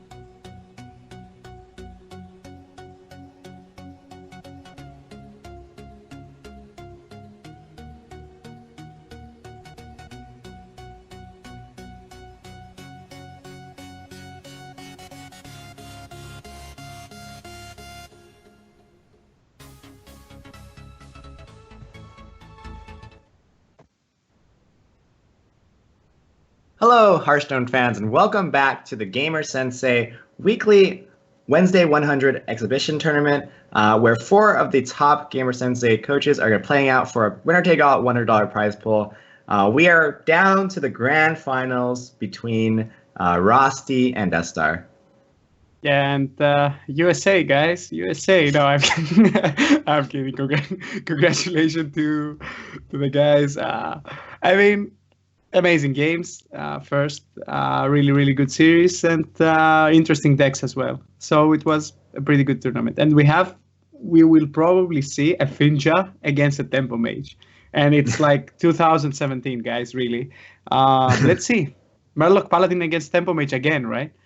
Yeah, like I said, and it was funny because we were talking about how both Cursed and Deathlore were the meta players, right? They're being standard lineups, meta lineups, whereas Death Star and Rosti, both of them brought things that were off meta. Death Star known for bringing things that are off meta, with Hunter, with classes like, Reno Mage when it was off meta, but now it's on meta, so he doesn't bring Reno Mage, he brings Temple Mage instead. Whereas Rosti also brings off meta decks too. He brings Control Warrior when Control Warrior is not popular. He plays it very well too. And this time around he brought that any Finja Paladin. So off meta decks seeming to do well today. Yeah, I mean it makes sense, and it makes sense to try out stuff like that, because again, the thing that happened with Deathlor, right? He changed his whole mulligan because he expected the Reno Mage. I mean, sometimes you can catch people off guard. I mean, I really like bringing non-meta decks. When I play tournaments, I don't play much, but I'm really happy for those guys, even though the Greeks lost this time. Next tournament, it's going to be different. And also, you have to know, we might have a plan where you will be the captain of Team USA. I will get Team Greece from GamerSensei. Trust me, that's on plans, and we will have like a 4 versus 4 coaches, 4 from USA. You will pick your guys. I will pick mine guys, and we will have a series. So be ready, man. Be ready. Right, this is happening. I'm up for this. I'm up for this. Yeah, let's see. All right. So the players are starting really soon. Mm-hmm. So we are on the banning process, and as you can see, we have a weird ban as well. Yeah, we have really interesting bans. Rossi's going to go ahead and ban Rogue, and he didn't ban Rogue last time. I think he banned Warrior from Cursed, right, if I remember correctly. So it's kind of interesting that he's banning Rogue this time. He probably... It does make sense. Oh, wait, because Death Star actually doesn't have a Warrior, right? So maybe he's going in with the ban Warrior plan, but if there's no Warrior to ban, maybe just ban Rogue instead, because he does have some classes in his lineup that are better against Rogue. Rogue, of course, is a tier 1 deck. Makes sense. Although Shaman is the more, I guess, popular ban, and Death Star is going with that. He's going to ban Shaman. Okay. I think I like the idea behind the Rosti's ban. The thing is that your Finja Paladin is terrible against Rogue. Even though he won last time, he knows it's terrible. Yeah. So, yeah, and then you have... Druid is bad as well, so it's a really reasonable ban. Mm-hmm. Yeah, definitely. I mean, very reasonable ban from both sides. Of course, I think Death Star's ban is a little bit more... going to be a little more solid because more people are going to bring Shaman anyway, so he gets to ban it more often. Whereas if your plan is to ban something like Warrior, having the backup ban, if your plan is to ban a class that isn't the most popular, is kind of important. And at least Rossi came in with a pretty good backup ban. Yeah, and the guys are getting ready. Let me find the lineup. I mean, you remember the classes, right? So for Rosti's Paladin, Warrior, Druid, and what it was? Warrior, Druid, Paladin, and Shaman, I think. Why don't we just wait for the graphics to show up? Yeah, there it is. There it is. It's much easier that way. And he starts again with his best deck, right? Finja Paladin. Interesting. And, I mean, he's on the play this time. He has a Doomsayer, and kind of interested to see how the Dirty Rat performs in this deck. I mean, I know how Dirty Rat performs in other decks, but I guess in this deck, you can do something like Dirty Rat and then also like Pyro Equality or Equality Consecrate. So basically, it's pretty good in any deck that has like the ability to immediately respond to whatever you pull out. My opinion for Dirty Rat is like, it's mostly what deck you are facing. And when you are facing a deck that has Kun and in it, I'm pretty sure Dirty Rat is good. Right. Oh, another thing about Dirty Rat is like you can play it on turn 5 or something against Shaman, and if you pull out the 7/7, you just Aldor it or something. So that's like that's like multiple applications for like Dirty Rat being pretty good. And Death Star actually going into his J Druid first. Not really sure how this matchup plays out, but I would imagine that J Druid's probably a little bit. Oh wait, no, this isn't J Druid. This is I get tricked because I see J Blossom. This is Malikun Druid that happens to run J Blossom. Exactly. That's why I like Dirty Rat.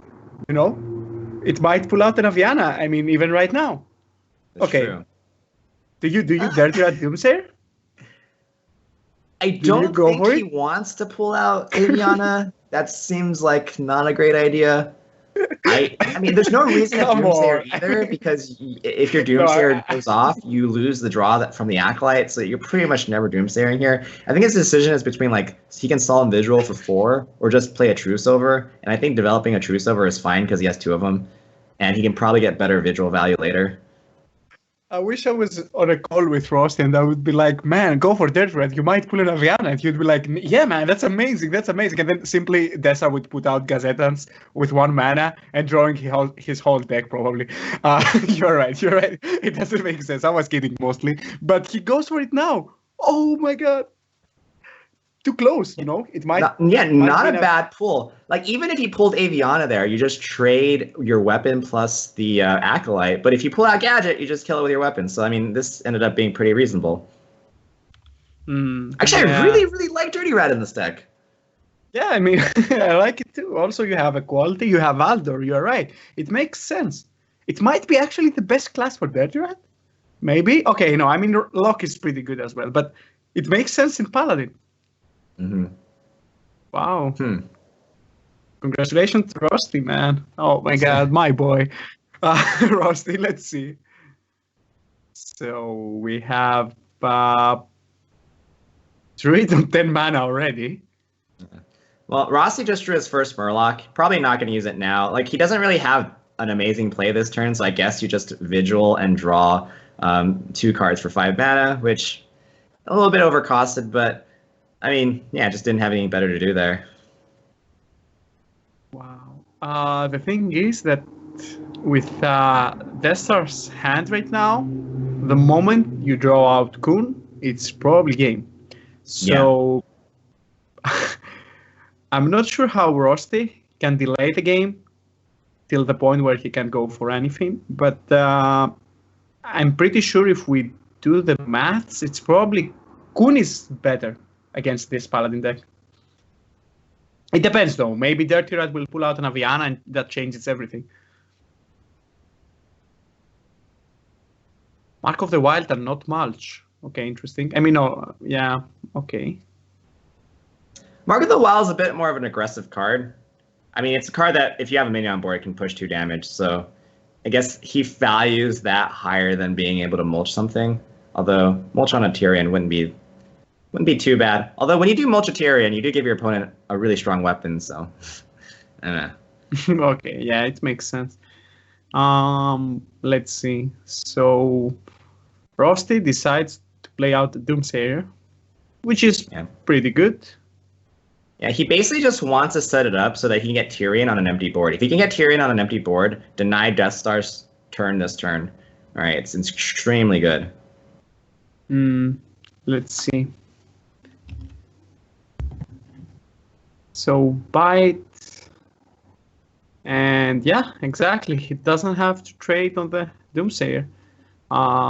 Using Living Roots, Wrath, it's too much. He just goes face for 5. Pretty good. And let's see. I'm pretty sure it's a Tyrion this turn. Yeah.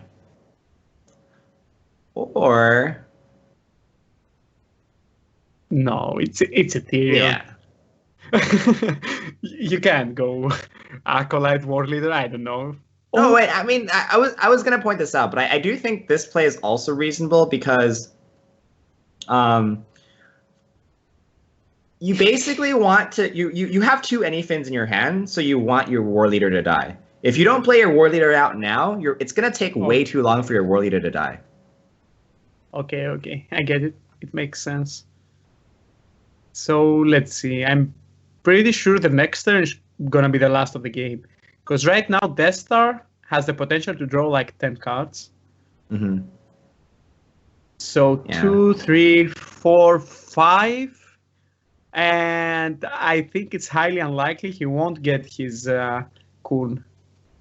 Let's see. I mean, how many cards does he have? That would be 10 cards. Yeah, exactly.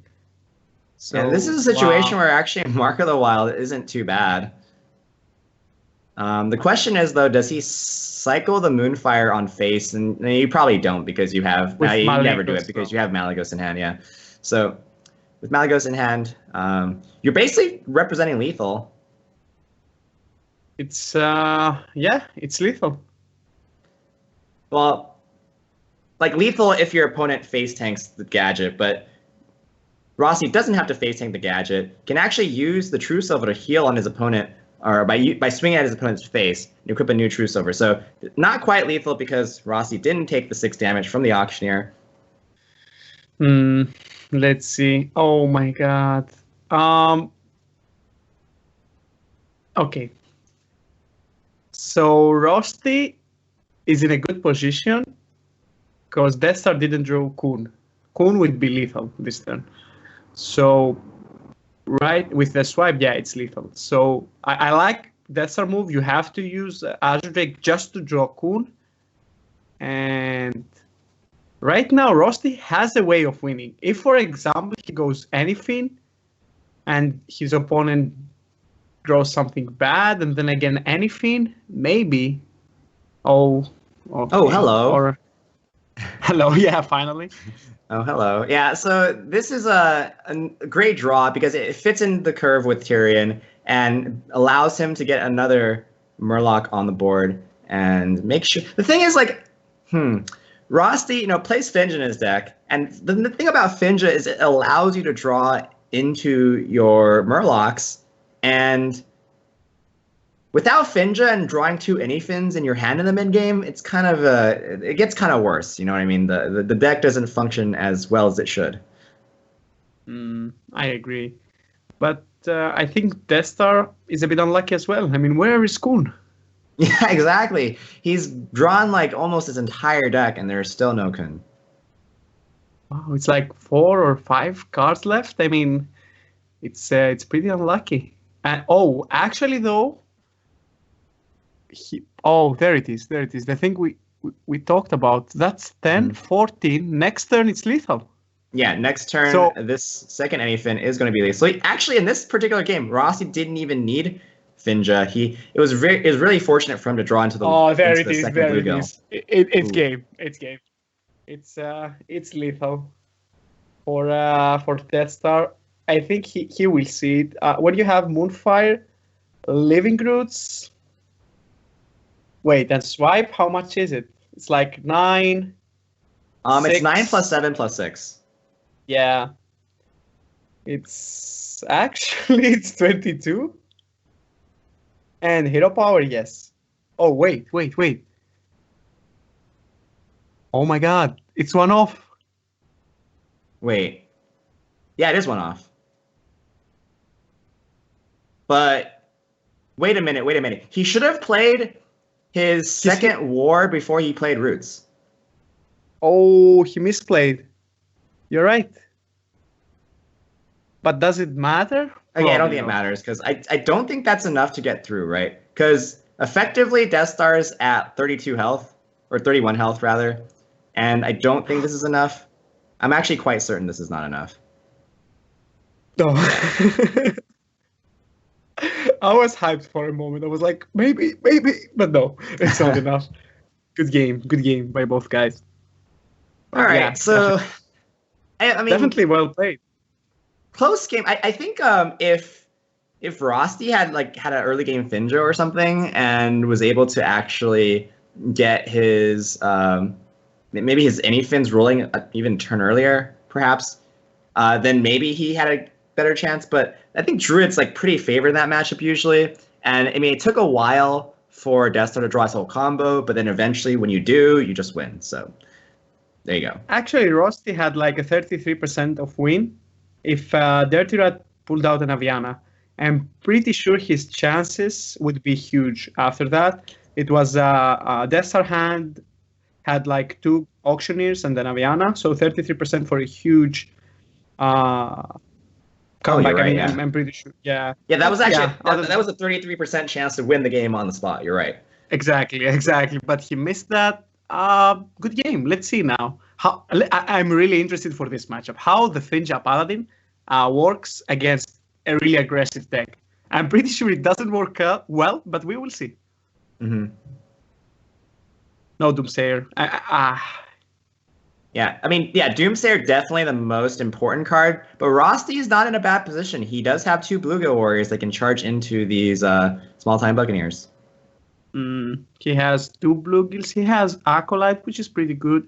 I still think he wishes he gets a Doomsayer like right now. Is it? No. But yeah. Okay, Blood Mage Thalnos just to draw something. I like this move. And next turn you go for Acolyte.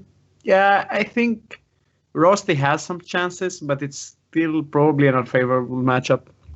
Oh, Dirty Rat. He can't play Dirty Rat any time. With the 7/7 and Aya in Death Star hand, it's pretty tough. Mm-hmm. What do you think? Does Rosti has any chance with this opening right now? You know, Equality Consecrate? And Pyro Equality, I mean, would have been really great here. He doesn't have it. He does draw Rag the Light Lord. Yeah, if he somehow managed Acolyte and not through Silver. Wow. I think his best chance of winning is to draw. The thing is, if you don't play the Acolyte here, you're never gonna draw Pyro Equality next turn. If you play the Acolyte, you get 2 draws going into next turn, so you can actually draw Pyro Equality and get that on turn 5 and actually just win the game that way. So I think playing the Acolyte is a lot better than playing the True Silver. He got punished a bit, but no, actually, Consecration now makes sense. Yeah, Consecration is not bad here. You get to clear all the totems. You trade into the totem golem, and like it's an okay position. Alternatively, I don't think there's an alternative with a Death Star hand. Oh, he's gonna Dirty Rat. Okay. Oh, interesting. He gets to actually get to draw extra cards with his Acolyte here. I was thinking like Dirty Rat was okay. I was leaning more towards maybe just War Leader plus Bluegill, but then if you do that, I'm pretty sure you're he taking has another million lethal. damage. I'm pretty sure Death Star has lethal right now. Yeah, this is probably just lethal here. It's too much. He should trade the Wrath of Air totem. Probably. You start with Burst to the face first, right? Yeah. Wrath of Air, not the Flame Tongue, and you get even more. Yeah, GG. He had 1 extra. Wow. Yeah. Okay, don't get me wrong. I like the deck, but I think it has the problems that the old Murloc Paladin had. If you don't get a Doomsayer, your chances are like 20 to 30%. If you get a Doomsayer, though, it's probably more than 50%, right? Yeah, I think Doomsayer is so important. So important. Yeah, it's kind of like how Control Warrior needs to draw their War Axes, right? The Murloc Paladin needs to draw their Doomsayers. Double Bluegill he had. It just didn't quite cut it there. And so Rossi is going to fall down 0-2, unfortunately. Death Star still has to win with his Tempo Mage. He gets 3 chances, and looks like he's going to have a good time here. He does have that Mana Worm on turn 1. And oh wait, not only that, he also has a Flame Waker with the coin too. So pretty good start for Death Star. I think we just saw what Death Star runs. He might not run a Firelands portal for the reason you said, because Firelands portal got much worse. Maybe Yeah. Antonidas. Maybe get to the old version with Antonidas, Mm-hmm.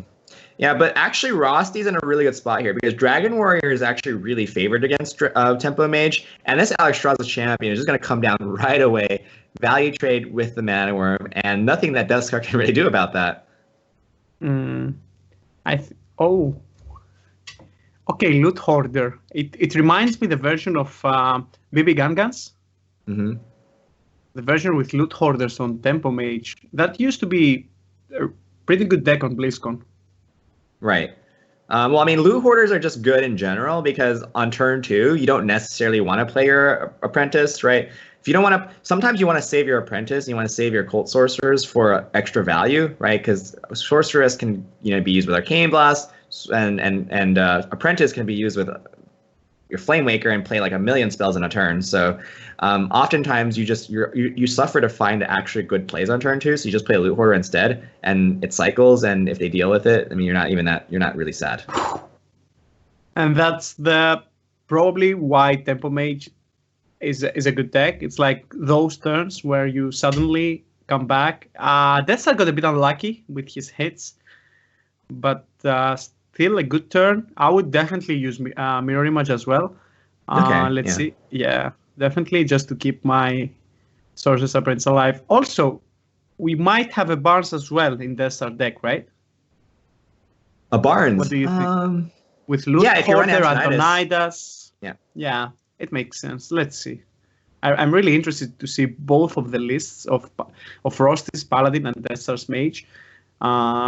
Really good ideas. So yeah. I'd say Death Star's gonna just use his spells here to remove. Yes. He could play the Drake, but then he'd basically allow both of his minions get contested by his opponent's minions. And in this situation, right, he uses the Water Elemental to freeze Rosty's face, and therefore the War Axe basically becomes useless. Oh, and exactly. I agree. Dragon Warrior is pretty good against Tempo Mage, but if Tempo Mage is run like 2 Water Elementals, maybe it doesn't have an edge, but Water Elemental is pretty good against this matchup, right? Oh, definitely. Yeah, and Death Star is going to keep freezing Rosty's face. And you see Rosty, he's running Upgrade, and he drew his other War Axe, so this is just really, really unfortunate for Rosty here. I think you have to Corcoran Elite on the Water Elemental just to use your cards. Well, okay. But you also have to kill the Thorson too. Like, there's so many different. Yes, you're right. You're right. I don't know. I got. Oh my god. Come on. Yes, there it is. There it is. Death Star is just killing the minion, and the Water Elemental will simply win the game right now. Yeah. Is it? Rusty needs something to kill the Water Elemental, or else he has like a weapon and 2 cards dead. Oh my god. And really, really unfortunate draws there by Rosty. I mean, he drew a bunch of his weapons. He drew an upgrade, and say hello to Water Elemental. I mean, you just get frozen every turn. I mean, obviously, Death Star was really, he recognized that, like, my opponent has a War Axe. I'm not going to play an Azadrake. I'm just going to clear my opponent's minions, make sure my Water Elemental gets to freeze them every turn, which is really, really good. I mean, things could have gone differently on turn 5 if Death Star had chosen the other play, but he chose the right play. And Death Star is going to be our 2nd time champion. Actually, is this his 3rd time winning? On the first one, you were on the finals and you played against Death Star? Wait, okay, no, he won. No. I won the first one against Deathlore, and the second he won the one after I did. Yeah, right? it's the 4th one. So Death Star has won two of the tournaments. Okay, no, he's won 2 of them. Okay. Right now, it's Death Star with 2 wins, Astro with 1, and Hot Me Out with 1. You must come back, man, because right now he is ahead of you. You must come back as a player. To be fair, I'm doing the casting. I mean, I'd like to pocket that $100 myself, but we gotta have some casters too. I actually enjoy casting a lot. I enjoy casting with you a lot, so I don't miss it at all. But yeah, we are going to take a quick break, 1 minute break for Death Star. Well, we're actually not going to go into a break. We're actually going to talk for a minute. But Death Star is going to take a 1 minute break. Then he will join up with us for an interview. And feels like this is like, how many times have we interviewed Death Star? Maybe I feel like we've interviewed him more than twice. But maybe I'm just imagining things. No, I mean, every interview with Death Star is like, the first things you will ask, like, man, what the hell? What are these decks, right? I mean, we got to ask about the tempo mage idea, and I think Death Star is coming right now. Hey, mate, congratulations again. Thank you. Can you hear me? Yes, we can hear Death Star. Great. Glad to see you back here in the winners interview. I mean, I guess I am too, of course. Yeah. Congratulations on winning once again. You were here on the finals last week. Lost to Hotmouth, but this time around, Hotmouth's not around. You were able to take down Rosty. Tell us about your lineup choices and why you decided to bring Tempo Mage, even though it's really off meta. I know you like off meta decks. Just talk about it. Well, so I chose to bring Tempo Mage because, one, everyone sees me play Reno Mage, and that just is like, they've known that I've played Reno Mage like 3 times in these things, so I figured by this point, if I bring another Mage, I've convinced them that I'm bringing Reno Mage. So automatically that gives me a leg up.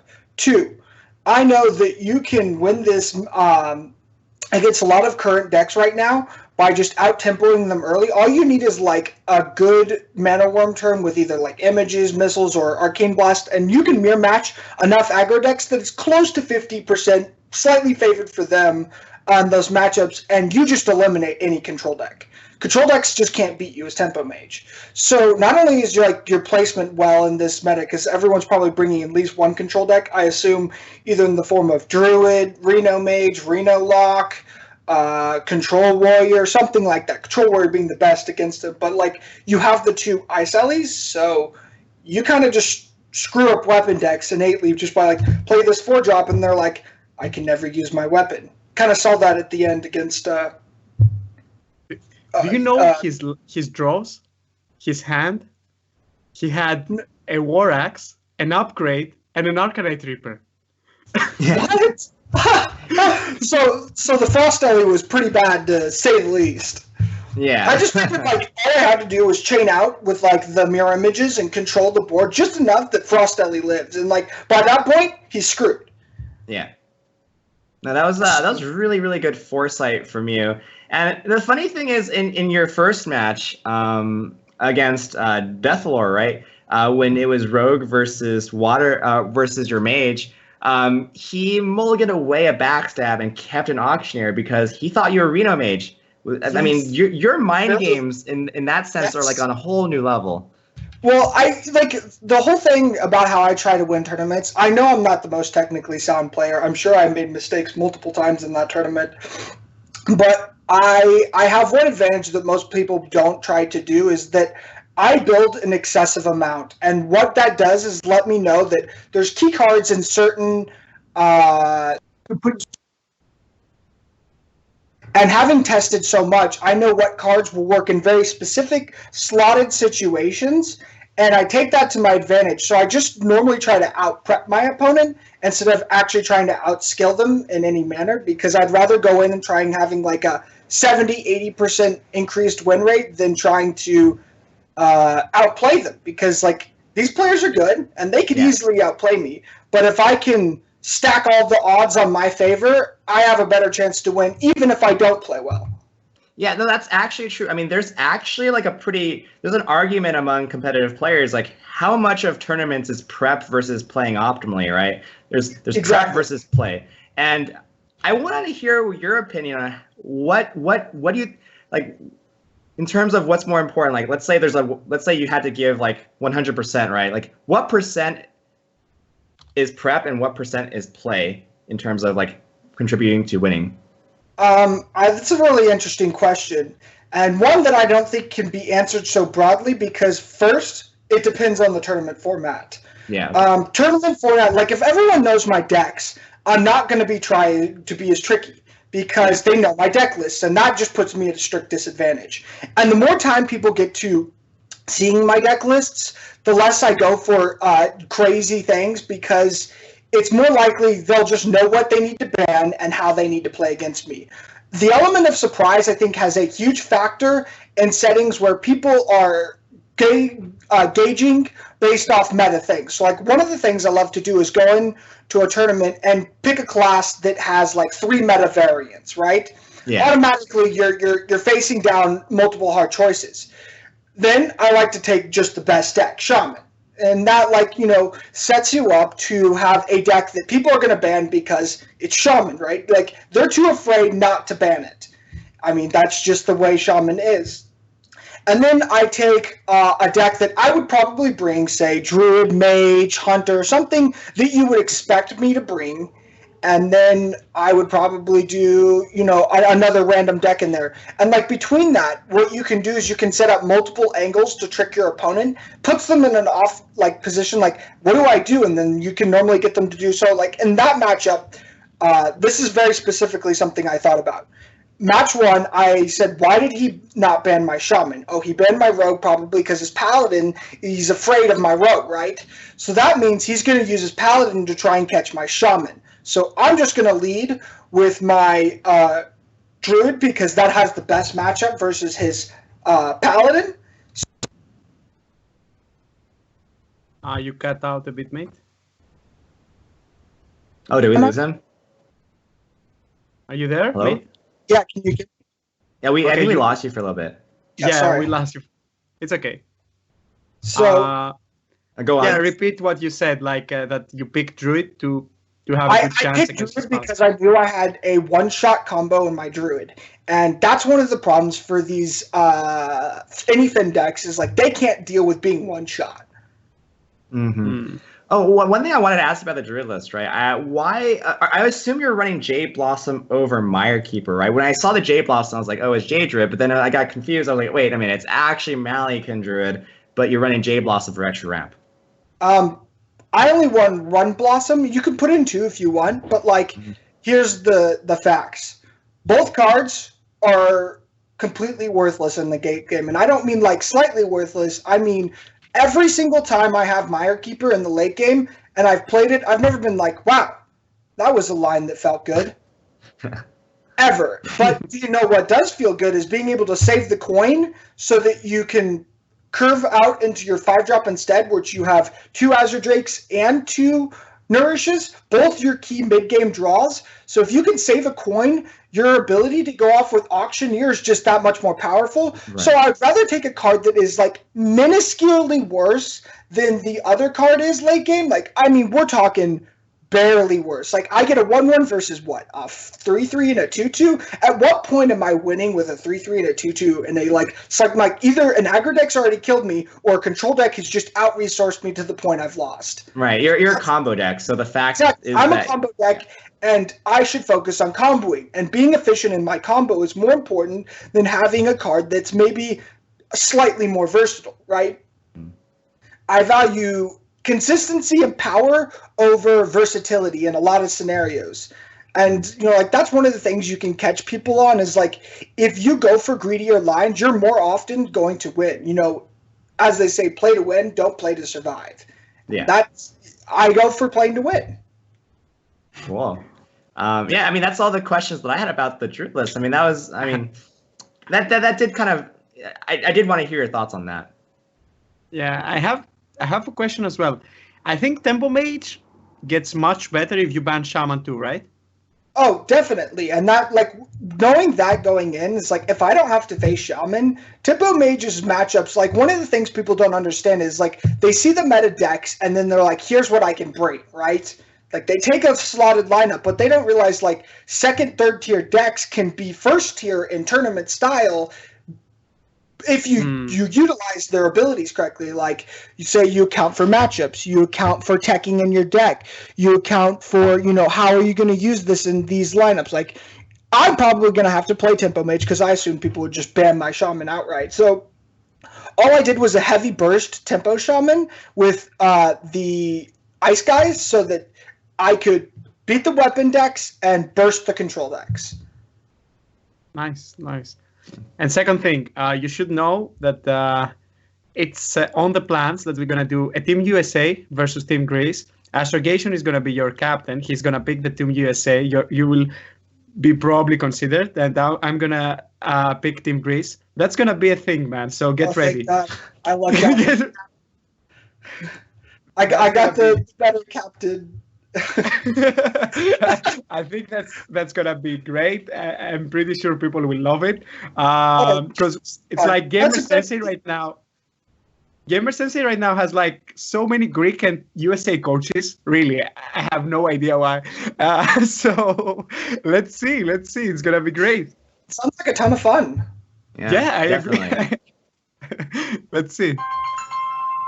Oh, that's a phone. Come on, Astrogation. Be professional. All right. All right. So, I think that's all for our questions today. And congratulations on winning, being the champion once again. It was nice having you back here. And don't forget, guys, these 4 coaches that you saw today, they all coach on the GamerSensei platform. They're all amazing coaches. You can head over there right now and book any single one of them. Of course, we have Death Star here. He just won.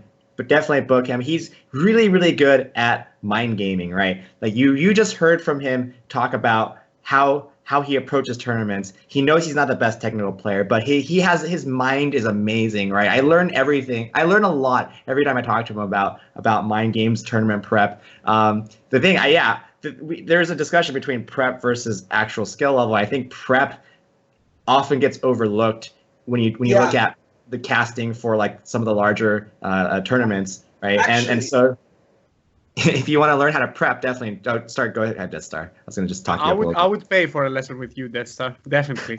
So consider me.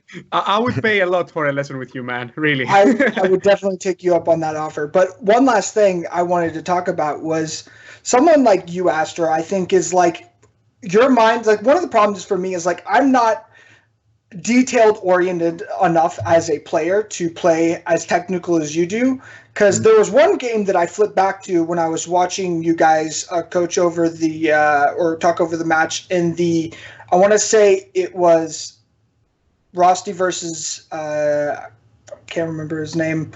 Cursed, yeah. And you saw this enter the Coliseum line with like exact lethal, and that like line didn't even cross my mind. Like it wasn't even a factor.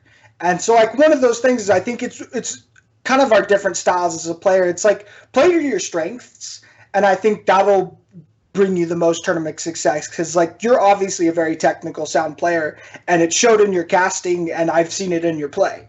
Yeah, no, that's actually crazy. I want to bring up the point that most competitive Hearthstone players nobody actually plays perfectly. Nobody preps perfectly, plays perfectly. And so there's always room to learn from people who do other things better than you do. I mean, you want to play to your strengths, but you also want to be aware that there are other players who, again, have different strengths, and how do you want to adjust to that? How can you learn from that?